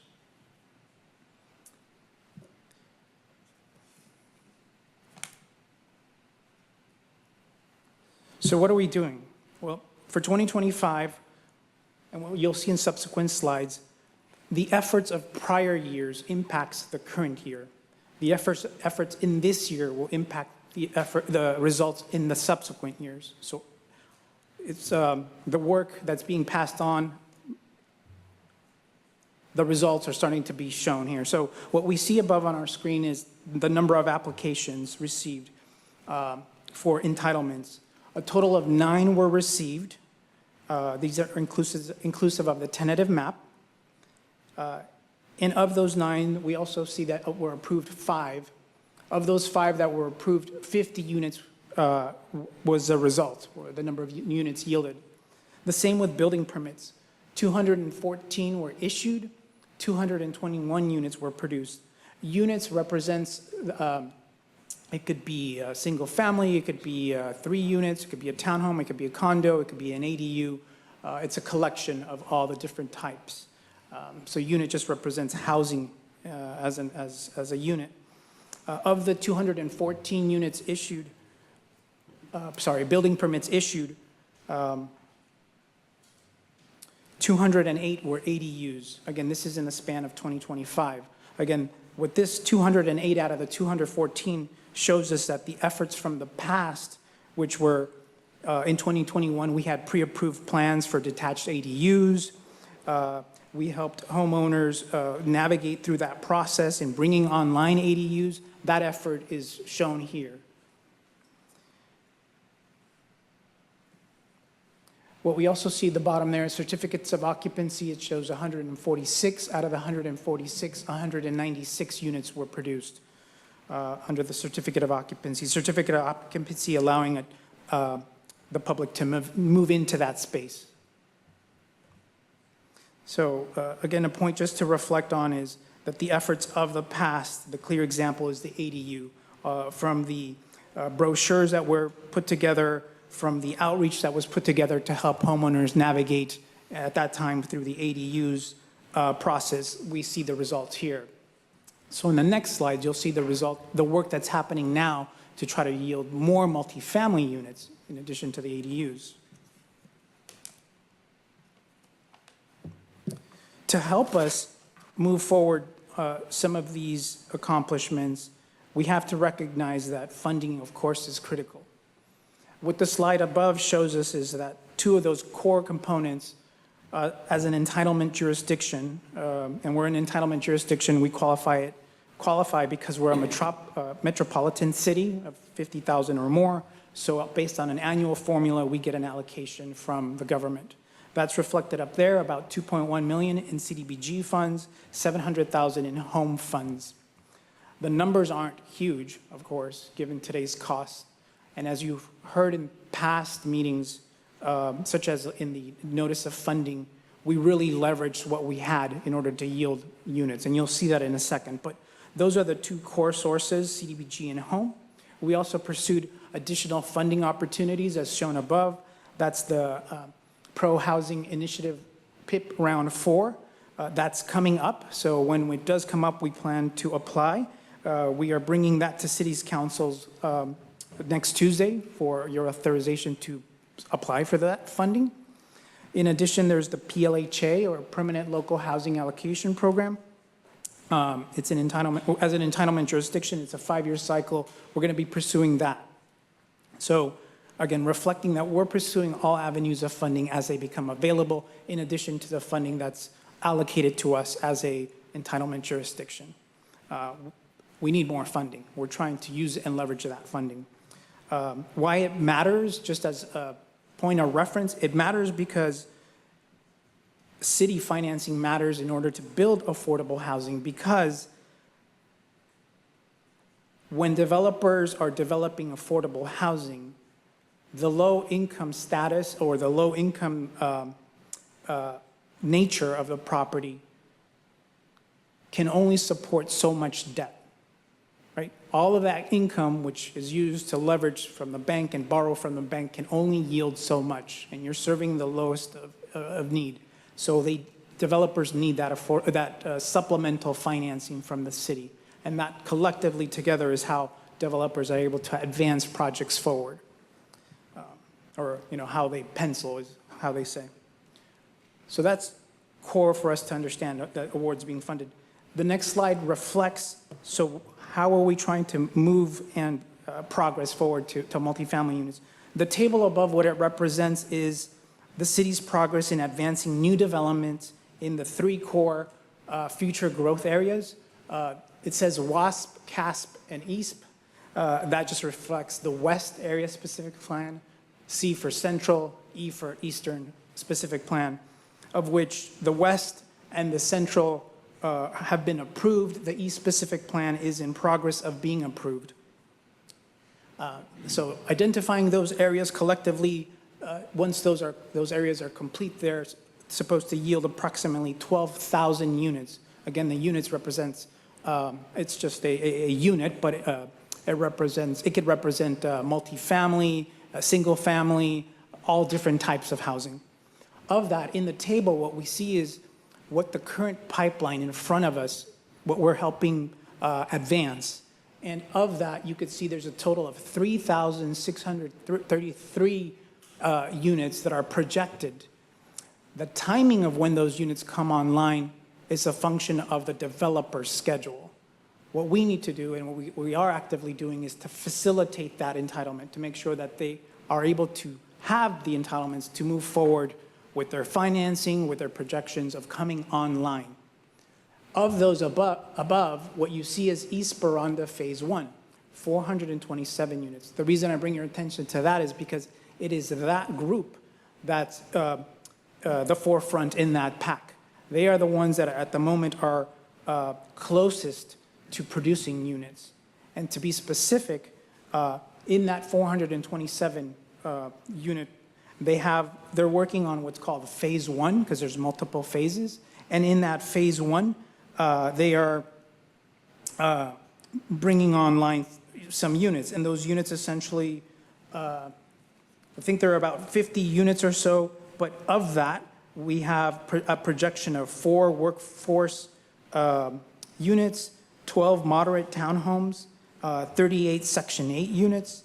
So again, collectively, that's to say that each are at different stages. We're helping move these developers through this entitlement process as best as we can, as quickly as we can, so that they can produce those units.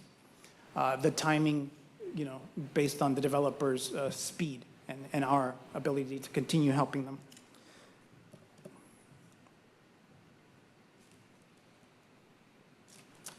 Beyond the new development sites, the infill housing for sites that are already built out, how we're helping facilitate the growth in that space.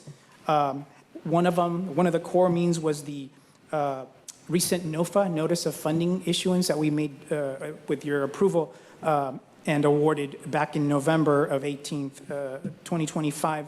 3 projects were awarded, again, leveraging what we could, which was $8 million. In the grand scheme of things, that dollar amount isn't huge, but even with that, we were able to leverage and generate approximately 124 units as a projection of what those units can yield. 2 of them are new construction, 1 of them is a rehab. But this just depicts a map of where some of those sites are. In addition to the NOFA properties, there's other properties identified there that are city-owned that we are looking to advance infill housing on. Some of them, which you also have heard as part of the Chinatown revitalization, and so forth. So that's what that represents there. This slide here just is a continuation. The previous slide is just to show that 121 units, and sorry, in the previous slide I meant to yield 121 units. It's the ones that were provided an award during the NOFA. So you could see there that the properties and the funding amounts that were allocated to them, and the level of income or average medium income being served. So low, focusing on low average medium income is what's being served there. So affordable housing is what that's saying.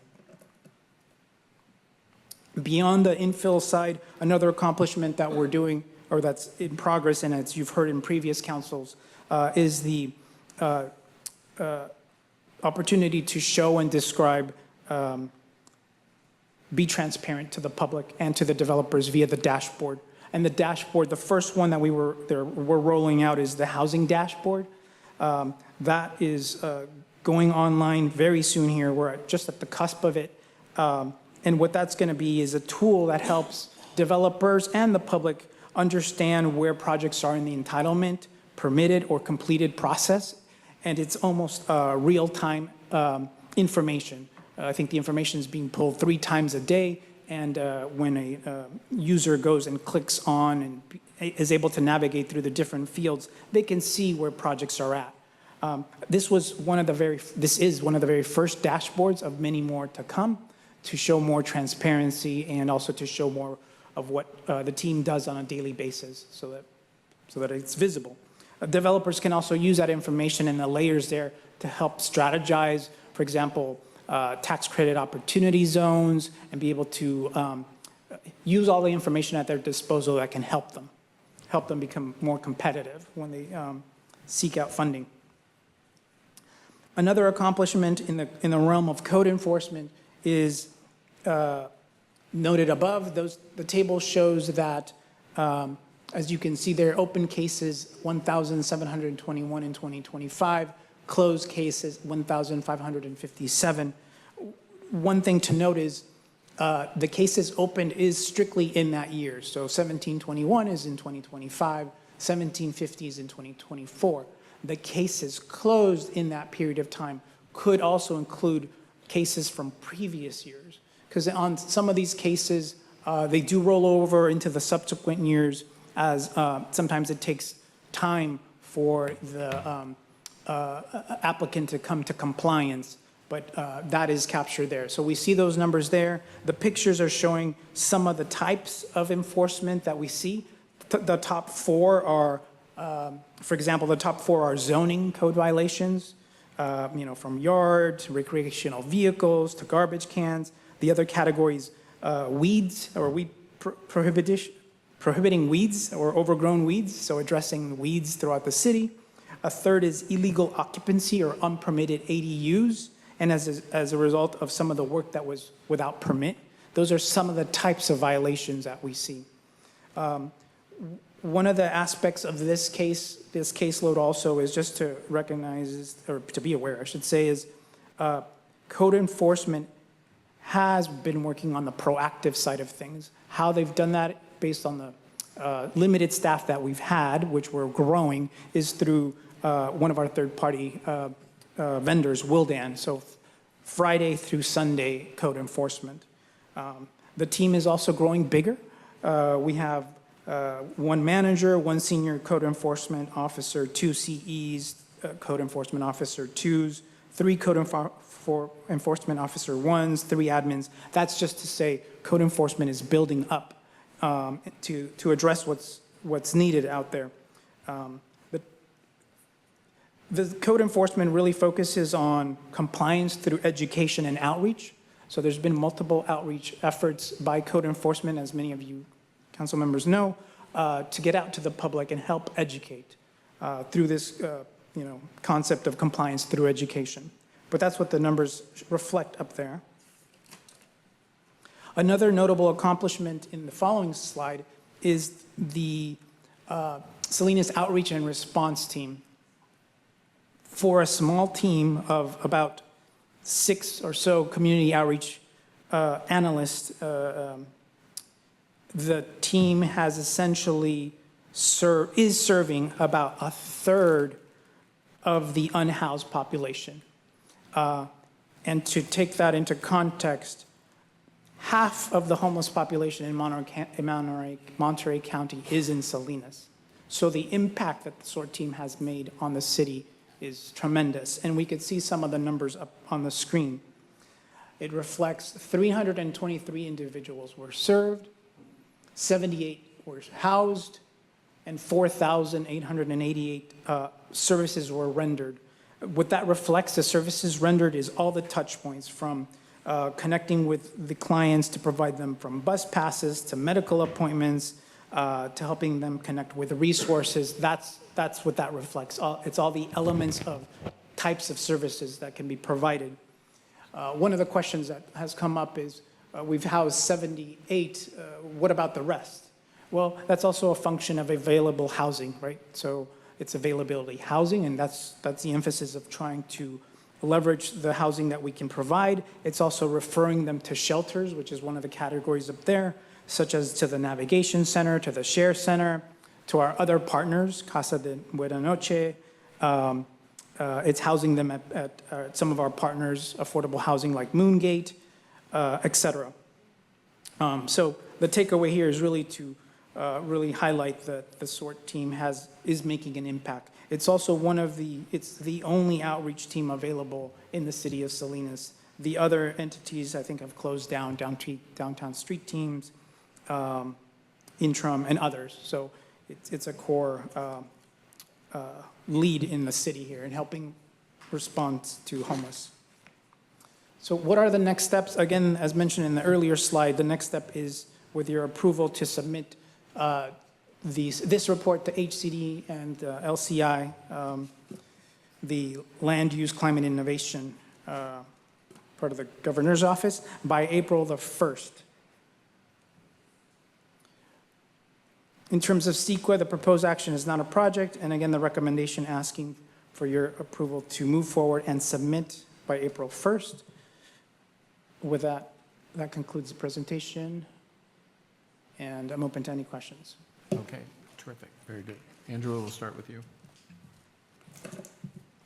Sure, I just want to, at the Housing and Land Use Committee meeting, there was several questions that were asked about code enforcement and homeless services and different topics, so I just want to flag that for you. I know that Mr. Montgomery said he would follow up with us, but there was a series of questions. I'm still a little uncertain about the benefits of a dashboard other than the information that it's providing, to be upfront with the public so they can check the status. I know you mentioned that there could be some kind of tax benefits or the developers could plan for housing, but I'm still, could you elaborate on that a little more? Absolutely. So again, this is one of many future dashboards that we plan to further develop with your input, in which we're working on. The first dashboard is really, the emphasis was at that time, and it still is for transparency, really to show where the projects stand in the entitlement process, how many projects we're getting, where they're moving through in the process. It's both for the public and for the developers. Developers, have tools that they use. This platform or this dashboard is taking some of those resources where they go and putting them all in one location. So then they can see not only where existing housing is showing up or is already built, which districts they're in, and it shows the public that, so that the public doesn't have to wait necessarily for reports to show up. They could see live what's been submitted. So that is the current purpose of this dashboard. Okay. And then I know you said that you were showing the council one of the slides where it was like 200, and you said there could be single-family homes, ADUs, it could be a variety of things. But could you provide, it doesn't have to be now, but an actual list? Are they conversions? Or I'd like to see that actual list of what those units are specifically. Yeah. So as the, I don't know if I can go back, but in the slide that showed a table of like 3,000 or so units, as those projects are progressing through that entitlement process and we get a full understanding of all what that phase consists of, as part of that, they need to provide both unit counts. They also need to provide an affordable housing plan to show us, to identify what the number of units that need to be affordable from that total. So as the projects move through that process, we'll be able to provide that information. Some are at different stages. The information I shared earlier with some of the breakout of, I think, from workforce, housing, and such, that's because we have that information in the moment. As that comes through that process, you'll see that information start showing up. Sure, and it'll show up also on the dashboard. Sure, I was referring to more of the ones that were already produced this last year, is if we have the breakdown of the 200 and something units, like how many were ADUs, how many were single-family residents. So the ones that were already built. Got it. That's So- the information. Yep. Out of that 214 building permits issued, and maybe this touches on it, and if not, I'm happy to answer it. Out of that 214 building permits issued in 2025, 208 were ADUs, 3 were single-family dwelling units, and 3 were 5 units or more.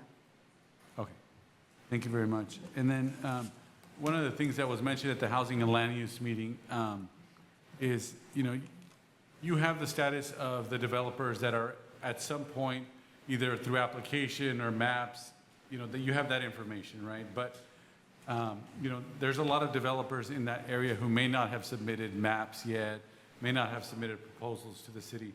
Or how do we know at what stage those developers are, if they're actually ready to build, or if they just have options on the land to purchase and not necessarily ready to move forward? And the reason I ask that is because a lot of times people are like, well, the city's not building housing, or the city's putting up barriers to build housing. But the reality is, other than the one developer that we've had open discussions, Mr. Hugh, which I appreciate very much, his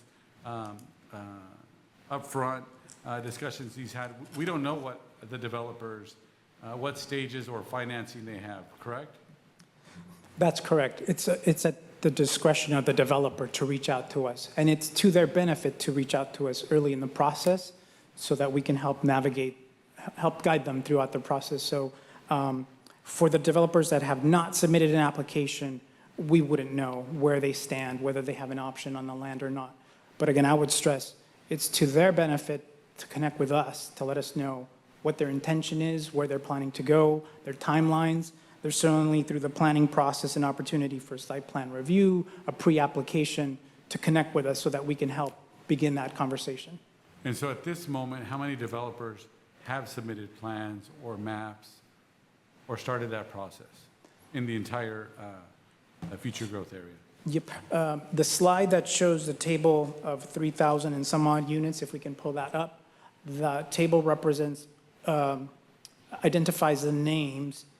In terms of the number of developers, I'd have to get back to you. I don't think my colleague Grant is here. Yeah, so I'd have to get back to you. I believe there's a total of 3, but I'm certain I can get back to you on that information. Yeah, and then at the Housing and Land Use meeting, I asked if the city could bring forward an ordinance. Again, I want to commend Mr. Hugh because he made a separate agreement with local housing advocates to build affordable units at the same time as he was building market rate housing. So, if it's 100 units he's building, he's going to build 10 units of affordable housing at the same time, because currently a developer who may build 1,000 units and is required to build 100 units of affordable units does not have to build those affordable units until the very end of their development. Is that correct? But there's no timeline for building those affordable housing units that they're required to. Is that correct?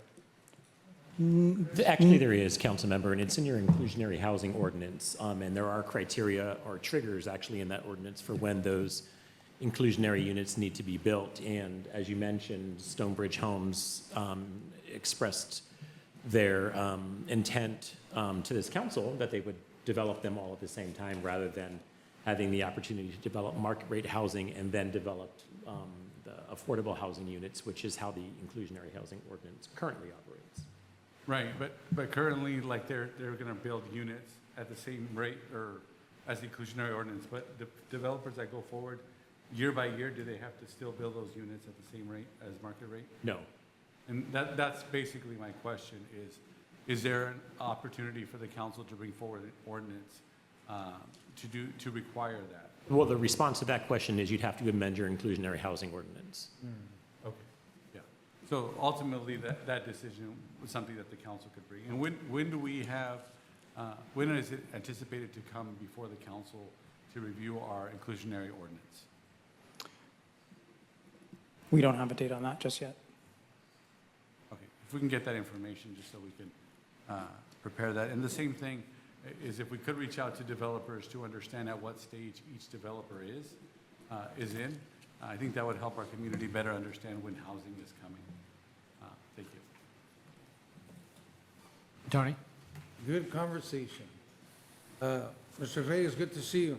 You know, I'm going to stay on the, I like to focus on neighborhoods I want to talk a little bit about the neighborhood blight elimination. And maybe Mr. Mendez, I don't want to put you in a position where it's awkward, but I've learned that when the city really steps up and we do our due diligence in neighborhoods, people start fixing up their houses. I've learned that.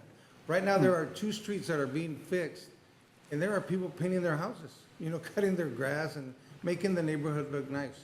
My question is, does code enforcement monitor city property as well when there is blight? And I'm going to ask, like the bike lanes, the areas that there's a lot of weeds, that's actually belongs to the city. I mean, how do we work on that? And that's not to be picky on it, but you know what? If we're going to enforce this with private homes, how do we do it within our own responsibilities when there is blight that we're responsible for? How do we monitor that?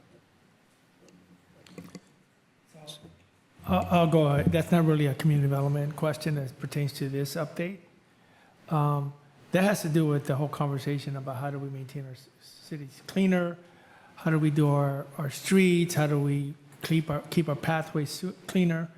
There is stuff that will be presented to you as part of the mid-year and the budget coming up to give more resources to that area. We have one team right now that tries to do that, and it's being impacted with our on-house homeless response. We brought the Smith and Enright contract that is committed, and we actually got some criticism about how big that contract was. So all of that's part of that conversation. So part of it is it's street sweeping, it's how do we keep our streets, it's how do we landscaping. So all of that, frankly, the short answer is just we need more resources devoted to that. So part of those options we presented to the council, and you'll decide whether it's sufficient and whether you will support it or not. Yeah, and you know what, to that comment there, Mr. Mendez, on the resources, for example, I know at the beginning of the meeting, you introduced your new employees. Sometimes you may need new employees in a specific area where we need help.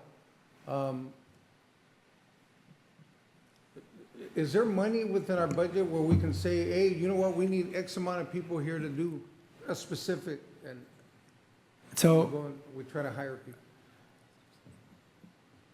at the risk of being putting myself on my own spot, Okay. is if I'm doing my job well, when I listen to council comments, when I listen to sort of the questions that are coming forward, not only here in our check-in meetings and so forth, so part of my responsibility is to bring options to the council.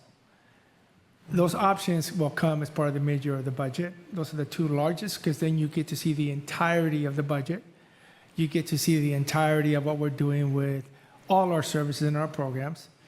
And so, for example, one of the things that you hinted at the general plan is all the good stuff that's going on. You had Ensign, you had Hebron Family Center, you had, what was not on there was Cluster. What was not on there, we're about to get Car Lake. So that's going to require more resources there. At the same time, we're having this conversation about how do we keep our own locations clean. So, and then there's other questions that come up as far as other resources that we need to bring forward. Orlando was talking about code enforcement, how we're trying to grow that team. So code enforcement is also, all of that's got to be balanced out. So I will bring that to you as part of the mid-year and the budget, and then you'll get to say yes, no, or can you adjust it this way? So the short answer to your question about money, a lot of it's about prioritization. Me telling you that we don't have all the money we need, I don't think anybody has all the money we need to do what we need to do. So I don't think that's a real good way of presenting it. I think if I present it as here's what I've heard, here's some of the priorities. You're going to tell me how do we prioritize it moving forward. If I do my job correctly, I should be able to present you some options that hopefully you'll support. And just one last thought. On blight, I know the chief of police at one time spoke how to better equip his department, and he talked, instead of more bodies, he talked more technology. When we're eliminating blight, and hopefully I'm on the subject here with housing, I know there's been the talk about AI, you know, where certain technology can help us within neighborhoods. You know, you understand what I'm talking about? Yes, and, well, one of the things I was going to tell you in my city manager comments is right now, we're doing a survey on what we're going to call our newest tool, our chatbot. And if you've seen it, that's our first use of a sort of more of a wider community use of AI. And so part of, if you remember when our IT director presented sort of AI, how we're engaging in it slowly, it was sort of a mixed reaction from the community that was here about whether it was good, bad, or indifferent. So just being very frank is we're trying to lean into these opportunities, but in a responsible way. So one of the things we are going to be doing, unveiling fairly soon, is a chatbot with community development as sort of the first test case. Because they get a lot of information, a lot of requests, so can we apply that strategically? Can we apply it responsibly? And can we apply it effectively? So that's what we're going to roll out. So the short answer to your question is we're looking at all of that. We're about to roll something out sort of to begin to test the waters. Good. Do you know when we're going to see that red carpet presentation? Well, you've got the surveys out right now what we're going to call the chatbot. So we're starting. Yeah, thank you. Jose? Thank you, Mr. Reyes, for the presentation. I do have some questions, starting with slide number 3, relating to that has a table on the different RENA allocation numbers. If I could please pull that slide up. I'll go ahead and start off while we pull that up.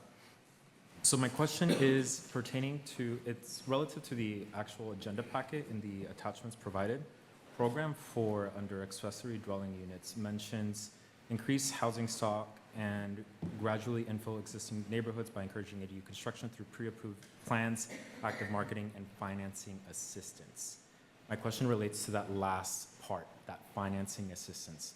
Aside from ADUs being exempt from impact fees, what other form of direct or indirect financial support does the city provide to anyone wanting to build an ADU?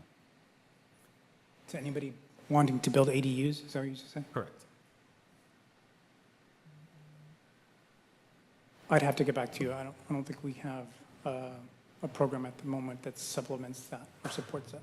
Okay. And as part of the city's work plan to go at that, obviously the status is in progress, so it's an ongoing and developing and evolving program.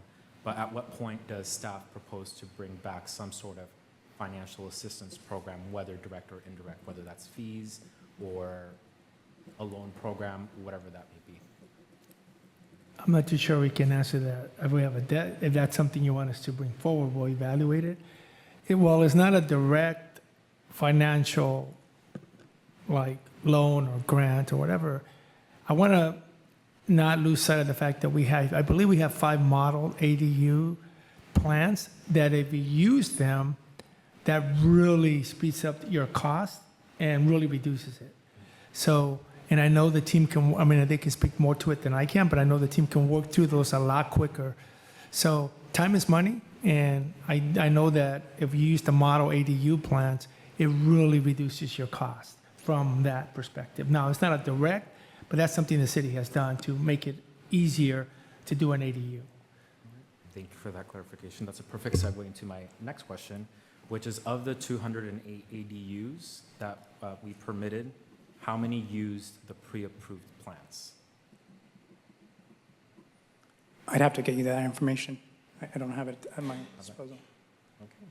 What I can say is that the majority of ADU applications were homeowners, and that a majority of staff's time was helping the homeowners through that process, bringing to their attention that there were pre-approved plans. And some of the work that the team is working on now is building an ADU team that focuses on reviewing and expediting those plans. But I'm happy to look into that. Yes, please. I'll appreciate the follow-up on that information. My next question relates to the use of NEPA versus CEQA, and it's just more so for my curiosity. On slide number 8, there's 3 different projects, affordable housing projects that are mentioned, and all 3 are in different phases of NEPA. Why are these projects undergoing a NEPA process as opposed to a CEQA? It's likely due to the source of the funding. Whenever there's federal funding involved, you have to go through the federal NEPA process, which is the federal version of CEQA. Okay. And my last question pertains again to neighborhood blight elimination. The staff report explicitly calls out that code enforcement is proactive in areas where there are high rates of complaints. So if you could, I know we asked this at the Housing and Land Use Committee meeting, asking for perhaps a heat map or just, top 5 areas where we receive the greatest number of complaints, and also listing what are those areas that do get that proactive enforcement. Because as it understands, right, this in the report explicitly calls out that we do proactive enforcement, but as a policy, it's my understanding that that's generally not the rule across the city. So the proactive enforcement is through that third party. One of the efforts that the team is working on is to also advance a dashboard for the code enforcement. That is to include a heat map. That is an active, that's active work that's happening in the moment, both identifying the sources of data and same exercises that we did for the housing dashboard. So to answer your question, do we have one at the moment? We don't. Are we certainly heading in that direction? We are. Okay. It's great to know that we're working on a dashboard, but in the meantime, if you all could just follow up with council or just myself, providing that list of the areas that do get the proactive code enforcement, and what are the areas that have the highest rates of complaints? And sorry, what was the last part? Highest rate of? Highest rates of complaints, highest complaint rates, Okay. sorry. That's all my questions. Thank you, Jose. Aurelio? Yeah, so it's my understanding that this annual progress report will be due on or before April 1st of this year. When will we hear back from them? That's my first question. And then second one is, in previous years, kind of what's been the feedback we've received from them, and is there anything that has been similar from previous years or anything different, or do we typically not know what they may or may not come back to us when it comes to their kind of recommendations or findings? Yeah. So in terms of when we'll hear back from them, I'd have to check in with the team to see what the general trend has been. I'm assuming within a couple of weeks we hear back from them. In terms of feedback, I'd have to look back and check to see what feedback we had last time, and if there's any difference in terms of what we're resulting today. What I can say is the numbers, when we compared them to last year's activities, we've had higher closure rates, more building permits, so there's progress in that sense. But happy to look to hear, one, to get a pulse of how quickly they can turn around a response, and two, what, if anything, particular in last year, basically, what feedback they gave us. I would be interested in hearing that information to see if there's something that's been trending, maybe over the last 2 years or 3 years in terms of their feedback to us. And if I may, I just want to clarify something. This is just our annual progress report to them, so we may not necessarily get a response back. This is different than submitting your housing element to HCD for approval, which we already have in place, right? So there may not be necessarily a response from either HCD or the Governor's Office of Land Use and Climate Innovation in response to our submittal. Okay, that's helpful to know. Thank you. So I just want to make sure I'm comparing apples to apples here. So the RENA number is 6674, and then on your future growth area, that's 3633. Are those comparable? Are those the same numbers? I mean, that would mean we'd get halfway through if those were all completed? Because I think you said something about 12,000 units, and I'm kind of confused on the numbers. Yeah. So if we can go back to the RENA numbers, the RENA numbers reflects the number of units, which can be different types, right? It can be single-family, townhomes, et cetera. All different types, yeah. So 6,000 and change. The subsequent slide that reflects the 3,000 and change, 3,000 and so units, that's what's in the pipeline now in terms of what's going through the entitlement process.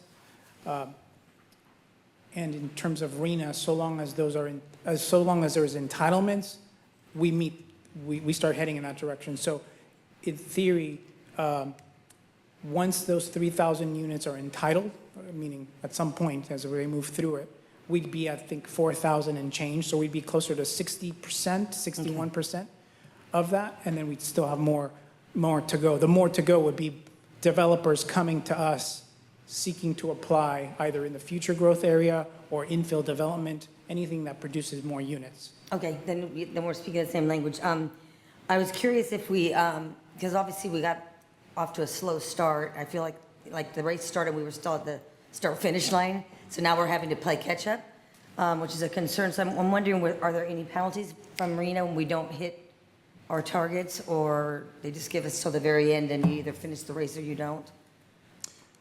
One more time with the I'm question. just curious if there's any penalties from RENA if we don't hit our numbers. Like, are we getting penalized annually or anything like that? That's a great question. So the intent is to continue active conversations with them to show them that there are efforts taking place. Should we not be able to meet them, we're in active conversations with them. We're showing them the path and what we're working on, the activities to get there. The impact, if we don't meet it, there are, of course, impacts. The goal would be to avoid that through conversations with them. Those impacts could be from fines to loss of zoning controls to loss of land use, and these are at the extreme.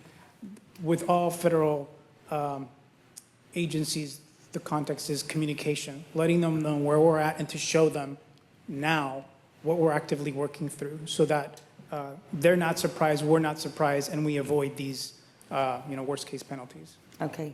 And is there any chance that those numbers would go up over the next, So between now and 31? Can I clarify a few things? So the RENA number, it's a state number. And we go through a process locally with the regional agencies to set it. Orlando is correct that there are some potential challenges. We don't get to control COVID. For example, we did not get to control the housing bust. We did not get to control other issues that are going on. So I think Orlando's really correct in saying the communication is important. Now, I think it's also important to understand that entitled doesn't mean it's actually constructed. So we can have all this entitled. The mayor's talked a lot about getting the future growth area put together, and they did. And they were moving forward with those steps, and then everything came to a screeching halt. So I think it's just important to put it in context, and I think the team's doing really well in communicating. And that's where sort of these update reports really come into play. Cities that don't do this get in trouble because there's nothing there. Right. Cities that are very transparent and are updating and providing the reports, you can always say, okay, we're keeping you informed of our progress and what we're doing.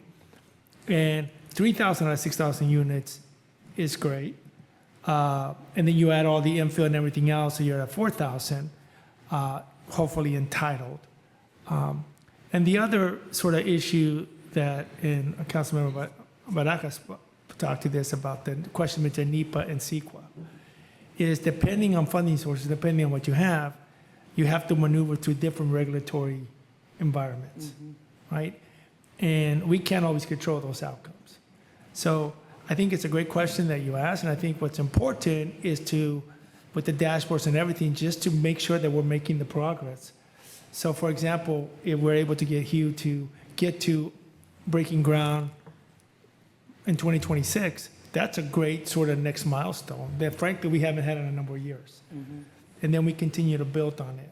So I think as long as we're reporting, we're telling you where we're at, we're being transparent. There's another item on on the agenda today about trying to streamline some of the process. Then I think we're doing our job. Okay. Thank you. That answers my question. I just want to, and I'm sure we are. I just want to make sure we're doing everything that's expected of us as a city, because we do get a lot of complaints that, we're not building enough housing, and we know that we don't build housing. So just that's kind of, your answer clarified my concern. So thank you. All right. Let's go out to the public. Any public comment?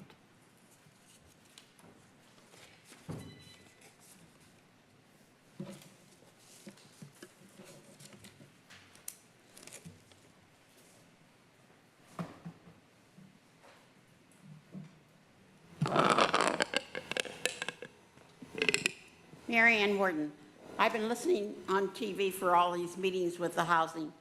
And one thing I have not heard is about the roads and the schools and the fire department that we're going to need for all these homes, and how we're going to get around the city without these roads. And if they're going to be 4 lanes, or we should be getting these developers to automatically insist that we should insist on 4 lanes to get around there, because we need it.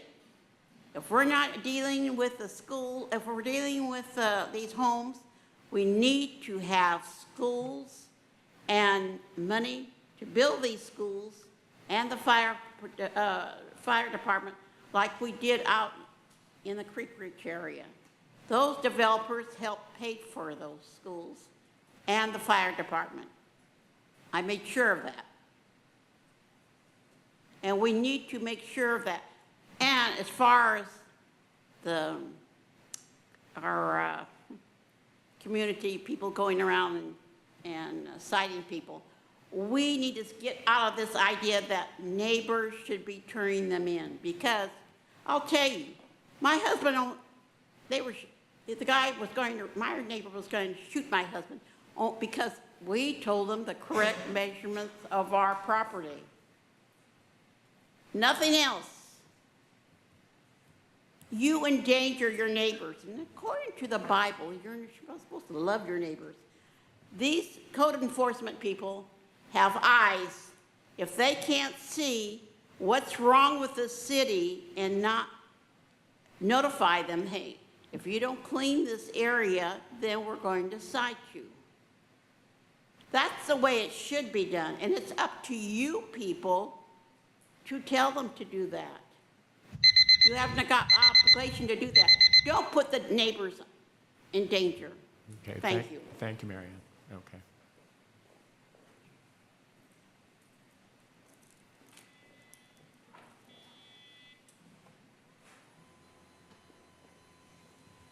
Okay, anyone else? All right, I see we have a hand on Zoom, so we'll proceed to Zoom.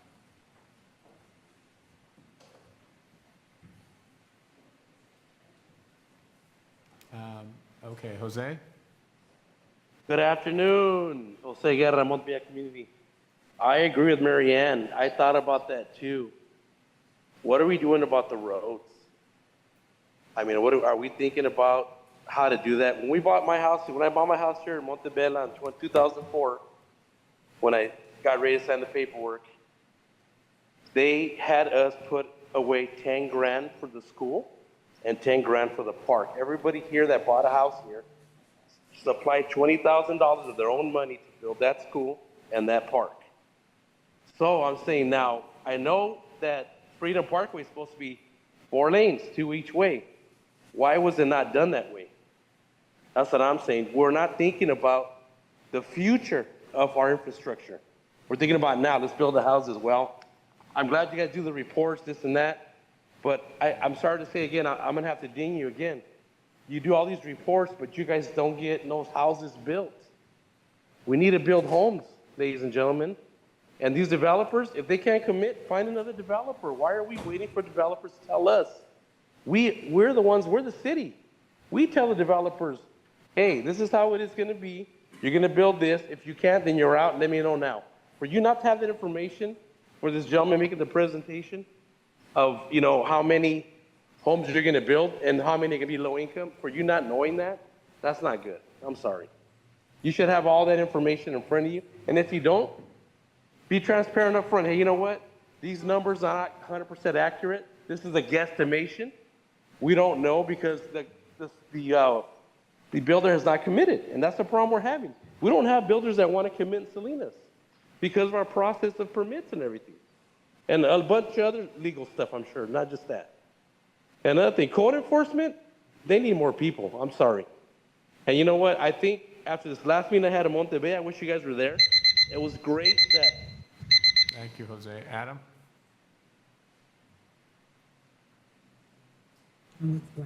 Adam, you're on.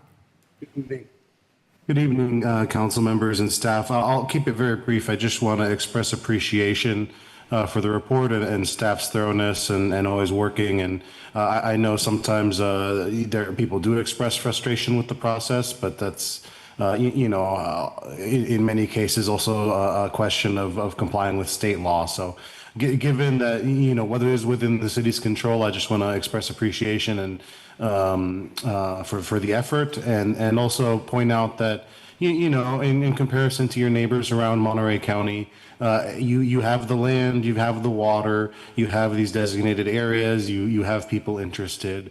There's a lot to be optimistic about, and that gets lost sometimes in the more controversial conversations. But as we build out this housing and start to address our severe inventory issue, that will also help alleviate some of the affordability issues, and so there's that to hope for and look forward to. Thanks, everyone. Thank you, Adam. Okay. Let's see, Marisol? Hi, everyone. I also agree with Marianne, everything she said. But I want to bring it back to what Tony kind of brought up, and then Mr. Mendez also brought up, prioritization. The city needs to prioritize our roads, our schools, removing blight, that's a great thing that I do believe we should focus on. We shouldn't be funding nonprofits. We shouldn't be funding other organizations like, the United Way, the Welcome Center. These are separate entities who can be free to make connections with private entities and find support in that way. Taxpayer money needs to go to taxpayer things, our roads, the city. Our focus needs to stay on the people and how it affects everyone here. That should be prioritized. Thank you. Okay, thank you. All right, we will go ahead and close public comment and come back to the council. We will be looking for a resolution to accept and authorize the housing element. Start with Margaret. I'll move to approve the resolution. Second. Okay, any? Just for the makers of the motion, just confirming you're approving the revised resolution that's on the dais with the correction. Yes, on the correct. Thank you. Third whereas. Thank you. Okay, unless there are any final comments, we'll go ahead and call for the question. I just want to thank you. Just want to thank staff for their work and just request that they follow up on the questions, both from the Housing and Land Use Committee and the ones that were made today. Thank you. Thank you. All right, Patty? Councilmember Barajas? Yes. Councilmember Barrera? Yes. Councilmember Dorigo? Yes. Councilmember Salazar? Yes. Councilmember Sandoval? Mayor Donahue? Yes. Motion passes. Okay, thank you. Thank you, Orlando. We appreciate it. All right, we will proceed to the consent agenda. Matters listed under the consent agenda may be enacted by one motion unless a member of the council requests a separate vote. For discussion, members of the public may comment on the consent agenda items collectively during their public comment. Would any council member like a separate vote or discussion on any of the items on the consent calendar?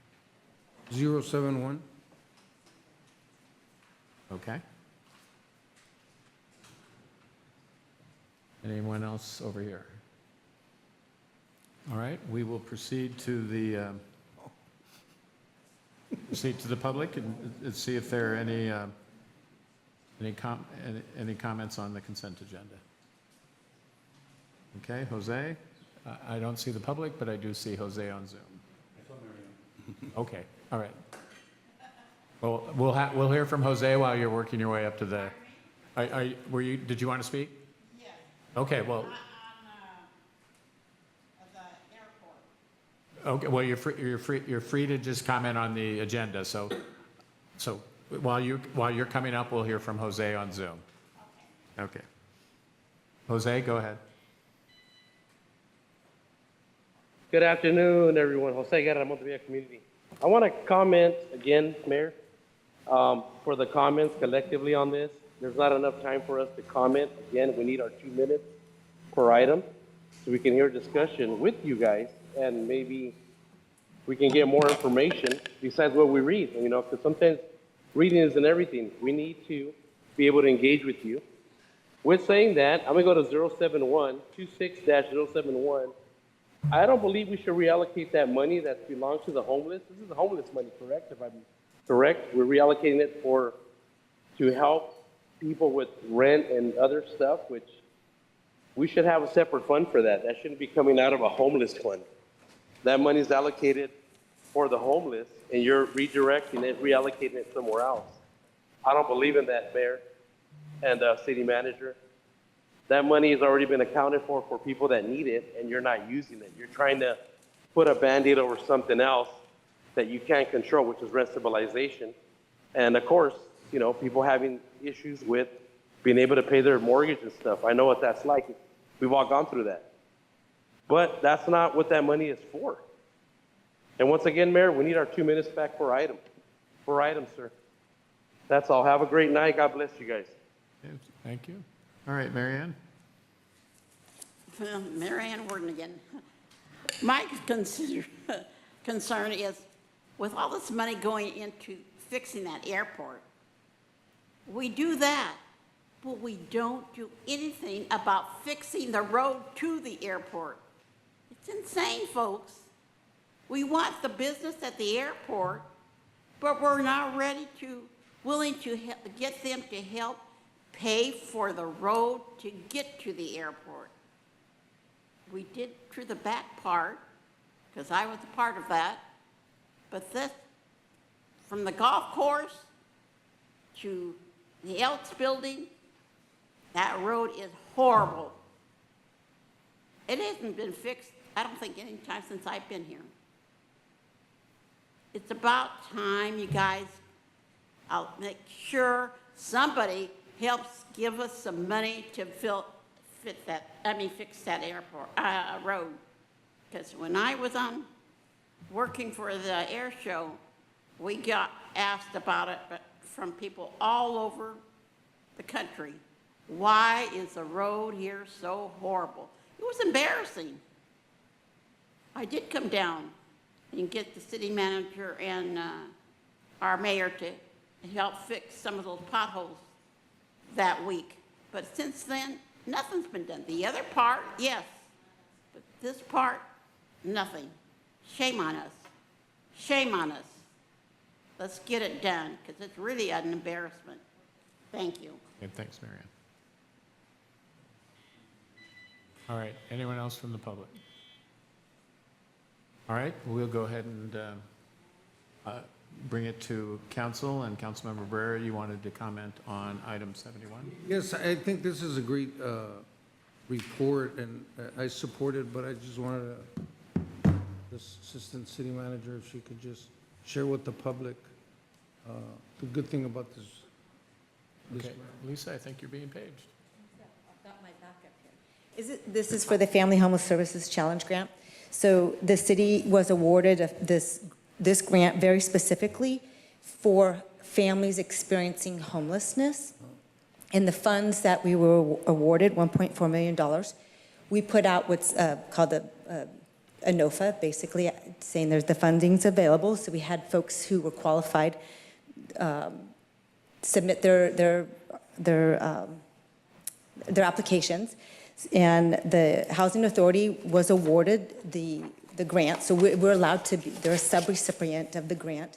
And with the money, they're going to purchase, hopefully, 2 homes, and they will then be their permanent supportive housing, which will be managed by the Housing Authority. And the folks that will be housed will be coming through SORT, referred through by our SORT team, through the Share Center, and hopefully be housed very, very quickly.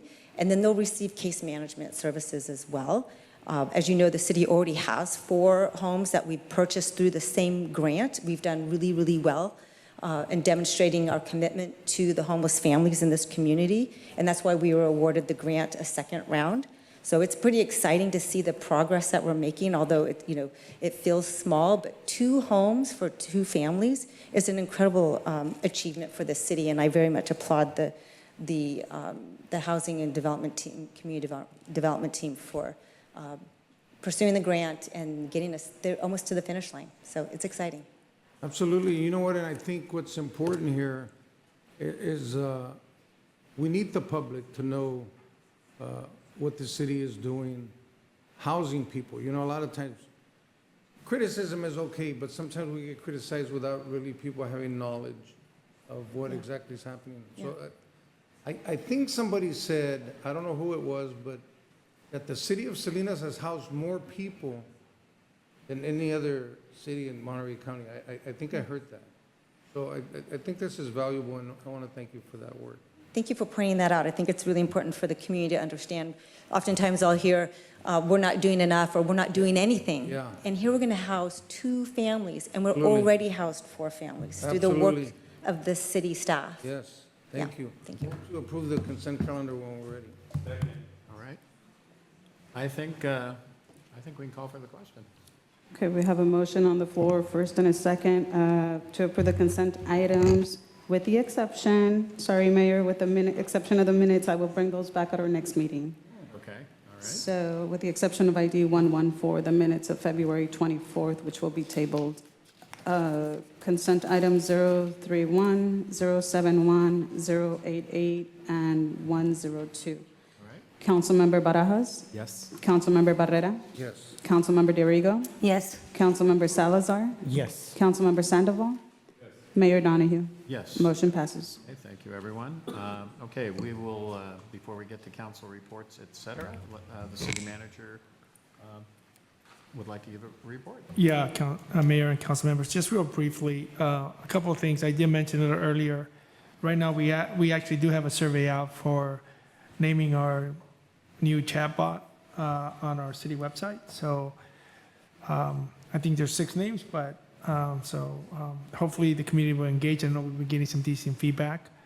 The other thing is, because of all the infrastructure that we're working on and we got planned with the future growth area and our wastewater and everything, we will be hosting an infrastructure summit on June 5th. And the summit's really intended, obviously the public can attend, but the summit's really intended to talk about innovative financing, procurement, how can we sort of best address the challenges that we have in 2026 and the huge cost that exists. So there'll be more information out there, but I'm just letting you know, been coordinating that. And then I'll be sharing a presentation that I made to the a housing summit that was held by SIDE, which is being run by the Community Foundation of Monterey County. So we share some of the housing work that you saw today, and we will be able to be a little bit more focused. So I'll be sharing that. I'll send it to you, the council.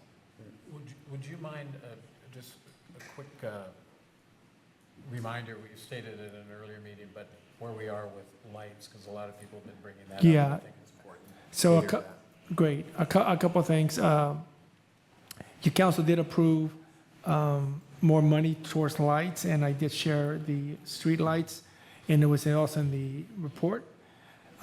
We hope to be done hopefully by the end of the month with the first phase. So I will, working with Sophie and our PIO team, to put some information out to the public, hopefully by the end of next week, on kind of where we're at. Could we get a visual of that so people can see? Yeah, you'll get a visual where of we are in the that. That's a good. Yeah, we'll try to visual of kind of all the streets that are there. Now there are other streets that are also being impacted. So this is a continuing effort. We're focusing on solar and other things as well. All right, thank you. All right, Andrew, we'll go ahead and start with you on council member reports, appointments, et cetera, et cetera. Sure, sounds good. So I had a chance to attend mock interviews with high school students at Everett Alvarez High School. So I got a chance to interview them and kind of give them a little test run through being interviewed for a job. If you're interested in participating in that, they're going to have one more round. It's going to be this upcoming Friday. So you're all invited. And Mr. Brian Preble, Dr. Brian Preble is organizing that. I visited Hardin Middle School, where one of our firefighter Hawkins, shared his journey and encouraged students and told them how to become firefighters. We did a great job inspiring those youth. I also had a chance to stop by Rancho San Juan Night Market, and they had a math night where the students walked people through how to do some algebra and calculate the speed and velocity of a Ferris wheel, which sounds more complicated, but the students made it really easy to understand. So thanks to Ms. Rojas for inviting me to that. I attended the grand opening of the North Salinas High School new building, and that's just a great community investment. And to hear some of the students speak about having open spaces and places to have their own organized events was great. I'm organizing a community meeting, a neighborhood meeting with residents on Jackson Street. And I had a chance to meet Guadalupe, who is our new neighborhood services coordinator for District 5 and District 4, I believe. And I'm preparing for our upcoming disposal day in District 5. We're trying to fine tune where that location will be. We had a walk across Salinas event. We had about 15 community members. Councilmember Barrera showed up, and Mr. Cook as well. I'm going to highlight Mr. Cook just because I'm so excited at people participating in something like that. And now that he's here at City Council, participating in public comment and giving his feedback. So there's all kinds of different ways to get people involved in civic engagement. So I appreciate him and got to meet him and speak with some residents. It wasn't as hard as you all think. Okay, we survived. I think I was the tail end of it for a while, most of it until the stop signs. But you are all invited to attend the future one. We're going to be walking from Westridge all the way down to probably the airport. So we're going to be crossing over, I think, 4 different districts. So stay tuned on the information for that. Thanks to Joey, Marisol, Grocery Outlet, Patty Padilla and her husband. We're handing out ice creams. We made a pit stop in a grocery outlet and a unique gift shop where I understand some of Tony's memorabilia may be available for purchase in the future. Yeah, we also had a chance to honor Ciclovia here at the Rotunda, heard students speak about their leadership roles, and really, I think that they're leading the way on youth, not just engaging, but leading community events, and I'm seeing that more with our youth council as well. And thanks again to Marisol Esmeralda, who helped facilitate that. Stay tuned for the next one happening in April. I attended, we also honored some fighters, which I'll go over in a second. But I attended the 75th anniversary of Gene Robinson Park. Got to see some youth, coaches, and the community come together. I learned from Rolando, who was a gentleman who played when he was youth there, that their snack bar used to be an old jail in Chula or something. So that's cool how they took that building and made it something that wasn't so pleasant to something positive. And I know that the former women's champion and past players from Salinas were also there. So I want to highlight the boxers. This is a big deal. I'm new to the boxing community, but I want to highlight these Salinas residents and boxers. Annabelle Rodriguez, age 8, won the National Silver Gloves. Ivana Rodriguez, first place, also National Silver Gloves. Nikki Tenori, age 15, also silver gloves. Abner Sanchez, also silver gloves. Anthony El Rayito Hernandez, second place in the 65-pound division. And Juarez Riley Mata was a 2026 international open champion for the entire country in the 80-pound division. So he's currently ranked #1 in the nation. I had a chance to take a tour of District 5 with our city manager, Mendez.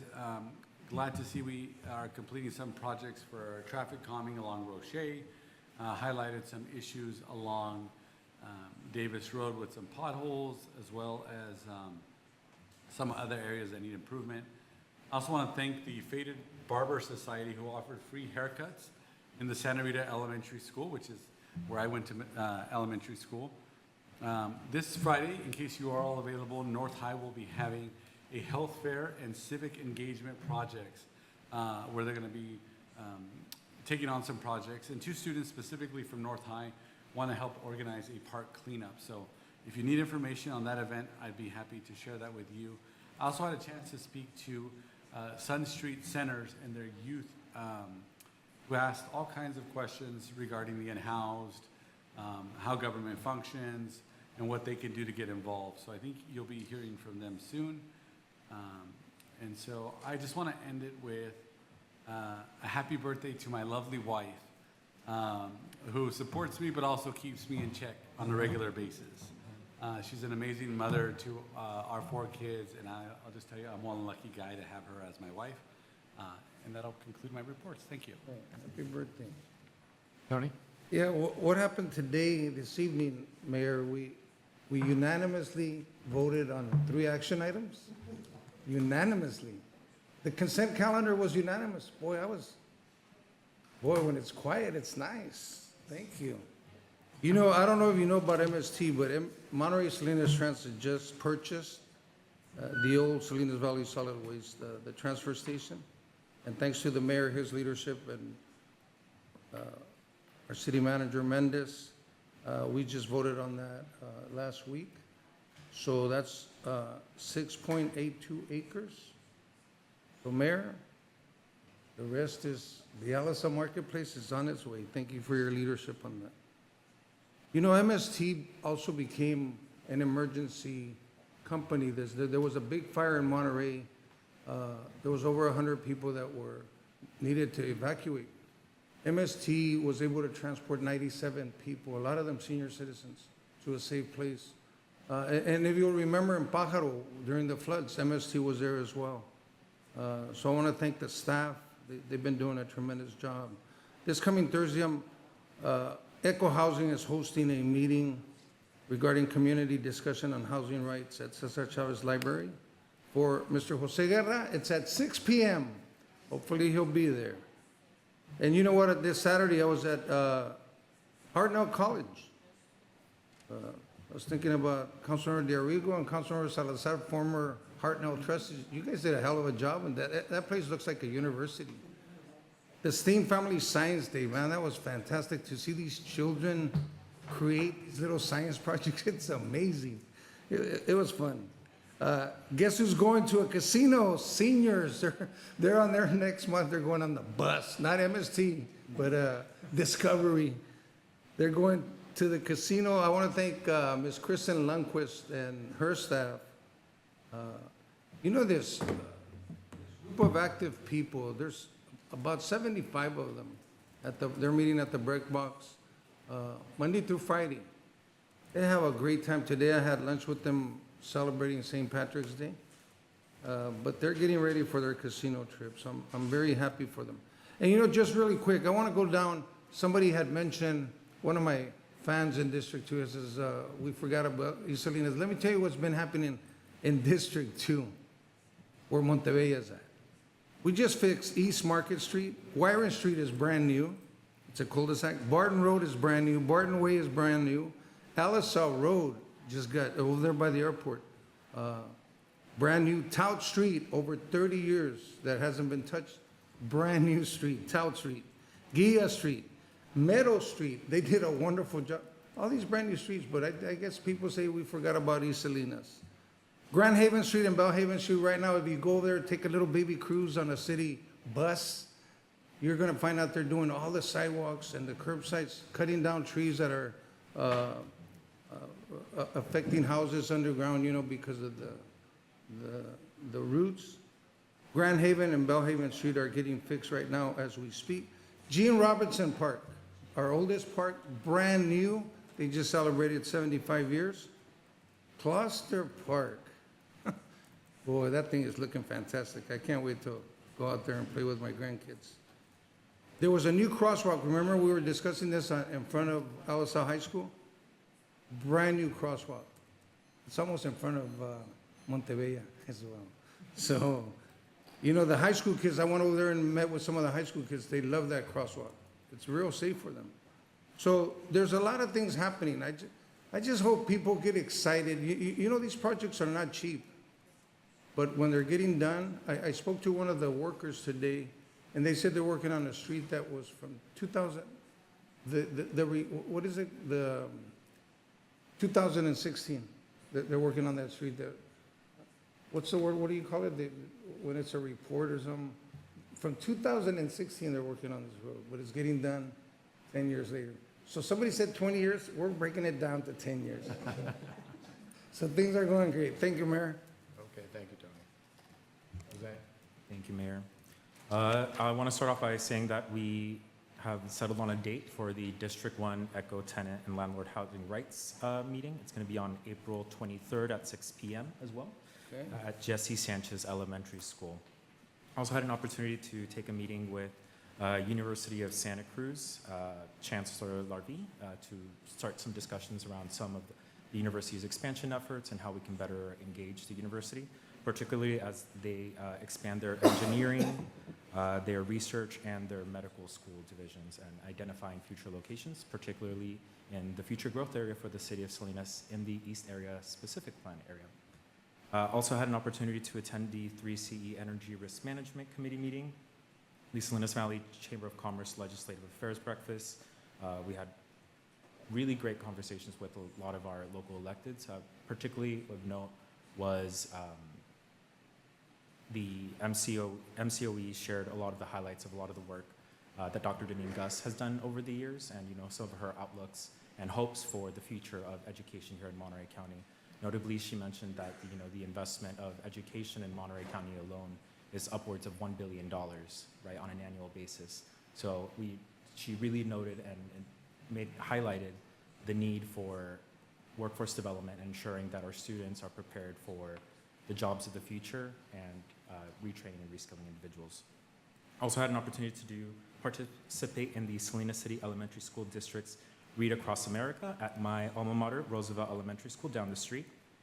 I walked in and did read in Spanish to Miss Sanchez's kindergarten class. Notably, Miss Sanchez and I went to high school together. So it was very interesting walking in. We were both surprised to see each other because we were like, what are you doing here? What are you doing here? And we had an opportunity to catch up. The kiddos were amazing. Much respect to individuals that work with children 5 and below, right? I was there for about 30 minutes, and I had 30 minutes worth for the rest of the month of my dose of children. I also had an opportunity to attend the Salinas Valley Pride Strategic Planning Retreat as the Pride organization just celebrated its 15th year anniversary last year, and we're looking to re-engage the community and reimagine what the next 15 years and what the future of the Pride organization looks like. Also had an opportunity to attend the Salinas Valley Basin Groundwater Sustainability Agency Board of Directors meeting last week. We also had an opportunity to join several of my colleagues for the International Women's History Month event hosted at Alisal High School.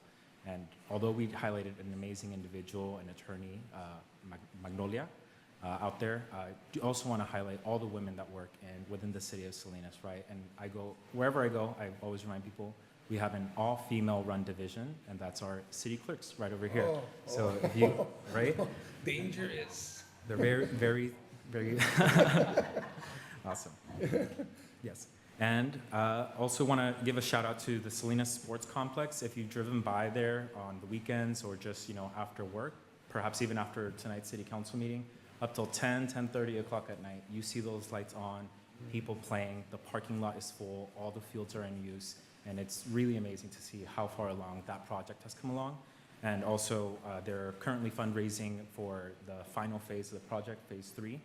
They're taking challenge grants, challenge donations. I know Taylor Farms just contributed, I think, somewhere north of $1 million for that challenge grant. So if anyone's interested, whether you're a business owner or an individual, feel free to reach out. And then also just closing out, also wishing a happy birthday to 3 special individuals. My mom, my dad, and my sister all have birthdays back to back to back, 5, 6, and 7. So just a shout out to my mom, my dad, and my sister for all their support and wishing them happy birthday. Jose? Aurelio?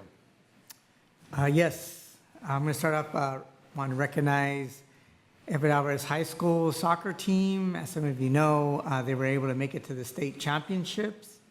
Unfortunately, they didn't win, but in my book, they're champions, right? I mean, to make it to the state championship, it takes teamwork, it takes a coach, it takes the parents, all the support. And I do want to thank our Salinas Police Department, who gave them a nice little send-off and little community support. So just want to congratulate all those soccer players. We may not have won it this year, but we've got next year. Speaking of Everett Alvarez High School, also had an opportunity to attend their Eagle pop-up market. For those of you that haven't had a chance to check it out, they've got food, arts and crafts, organic produce, small flea market, as my screen goes blank, community resources, live music. Let me tell you, the live music was good. And anyone that wants to see when the next one is, you can follow them on Instagram, Eagle Pop-Up Market. You can search and find out when the next one is.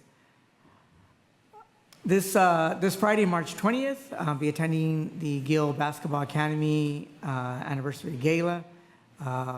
Their theme is an evening of celebration and dancing. And it'll be just across the way at the Salinas Police Activities League from 6 to 11 p.m. Also just want to mention Salinas Youth Summit, Saturday, March 21st. That's this coming Saturday from 8:30 a.m. to 2 p.m. over at Sherwood Hall. We have the Salinas Youth Summit, their theme, empowering the next generation of Salinas leaders. Cool. For more information, you can visit south.eventbrite.com. Recently, I had an opportunity to stop by El Gavilan Library. They're having a genealogy work group on Tuesday, March 24th from 6 to 7 p.m. Anyone that's interested should contact El Gavilan Library, ask for Kathy, because this is going to be done via Zoom. So they'll be able to provide you the Zoom link. And also, again, like some of our other council members and mayor had the opportunity to attend the general plan open house. That was Saturday, March 7th. I had the opportunity to speak with staff, very informative. I always like speaking to different stakeholders, but I also like deferring to our staff. So the staff members that were there, just want to thank you for your insights and giving me a better understanding of like the day-to-day work that goes on behind the scenes in creating, implementing, revising, editing, outreaching our general plan. Lastly, just want to, again, I'm going to plug United Way for Monterey County. They are hosting their free tax preparation.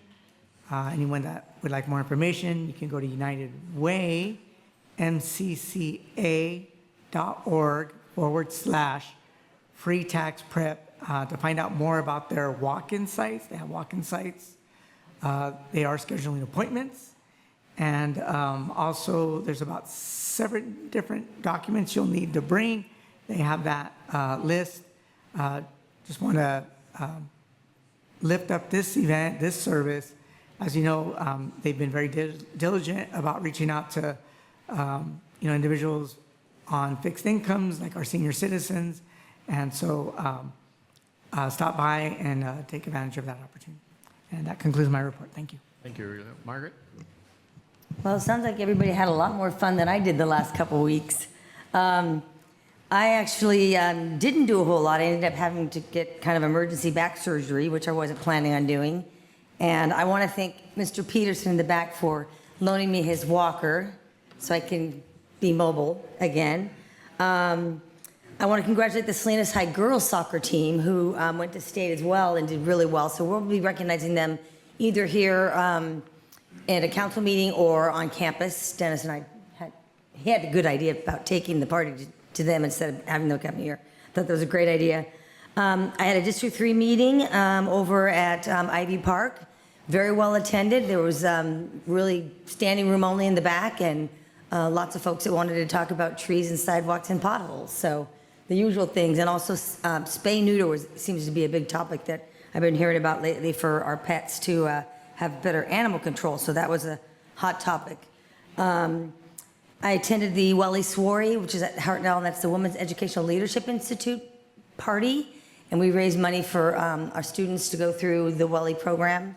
And they get a laptop and mentorship and leadership training. It's just a great program. So that was really great. And then Project Prom was over here at the Powell Building. And there's a group of about 25 people that have come together to honor a young lady who was killed in a car accident several years ago, a high school gal. And so Project Prom is about people donating their lightly used gowns or business suits, et cetera, for the men. And buses are bussed in from the different schools, and they can pick out a prom dress and accessories and shoes. And it was a really beautiful day to see those young girls putting on these beautiful beaded outfits and just feeling so great about themselves. So that was really fun. I was happy to be able to do that with my walker. And then attended the legislative breakfast. Thank you for putting that on. That's always very informative. And Speaker Rivas was there to join us for a little while, which was always a nice treat to have him in town. And then, what's the last thing? Oh, I just wanted to, since we're honoring family here, I want to say that my son arrived safely in Poland yesterday. He'll be gone until October, racing motorcycles at 80 miles an hour with no brakes. So pray for him every day. And that concludes my report. Thank you. Thank you, Margaret. Well, I'll pick up on a few things. Jose, I too did read Across America, and I know what happens when you give a pig a pancake. That was book one, and then book two, when you give a cat a cupcake. So I'm posted on those two things, as are the grammar school students. Tony, I appreciate your mentioning.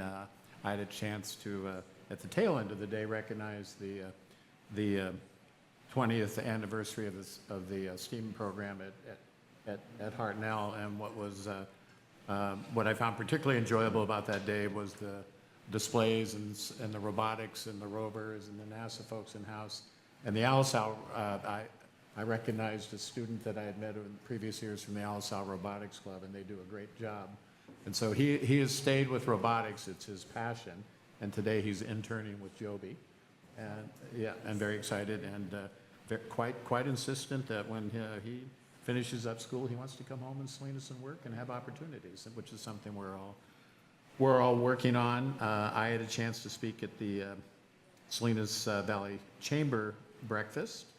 And then yesterday I spoke at the Reservoir Farms grand opening, several hundred people there. I think what is important, and I made it very, very clear in my brief talk, because it's technically in the county. I pointed over to Hitchcock Road and told the half a dozen startups, so we're excited about that when they get successful and grow, they want to go across the county line, and we want them to be new businesses in Salinas. But what's also important is folks came from literally all over the world, because they're attending World Agritech up in San Francisco today to see that. So that was a good thing to be happening in Salinas, because we really are developing a very nice, or others are developing, and we're supporting a lot of innovation in the city, whether it's medical, Archer. So that was a good thing. And then lastly, I missed some of the terrific things going on here, because I was in Washington last week visiting with John O'Donnell in the Senate office and congressional offices, looking for money for infrastructure and lift stations, even conversations with the Army Corps of Engineers, because and the one thing I would tell people is, in the infrastructure summit that's coming up, I think there is better news in the wings for more street and sidewalk activity in the city. But everyone needs to be very mindful of the things that we need to have happen for housing. A lot of that involves working regionally, and so with other agencies like TAMSI, MST. So we've got to be looking for those infrastructure dollars, because those regional projects are big, and Salinas really needs to be very, very proactive. So that was an important visit to begin some of those and continue some of those conversations. And with that,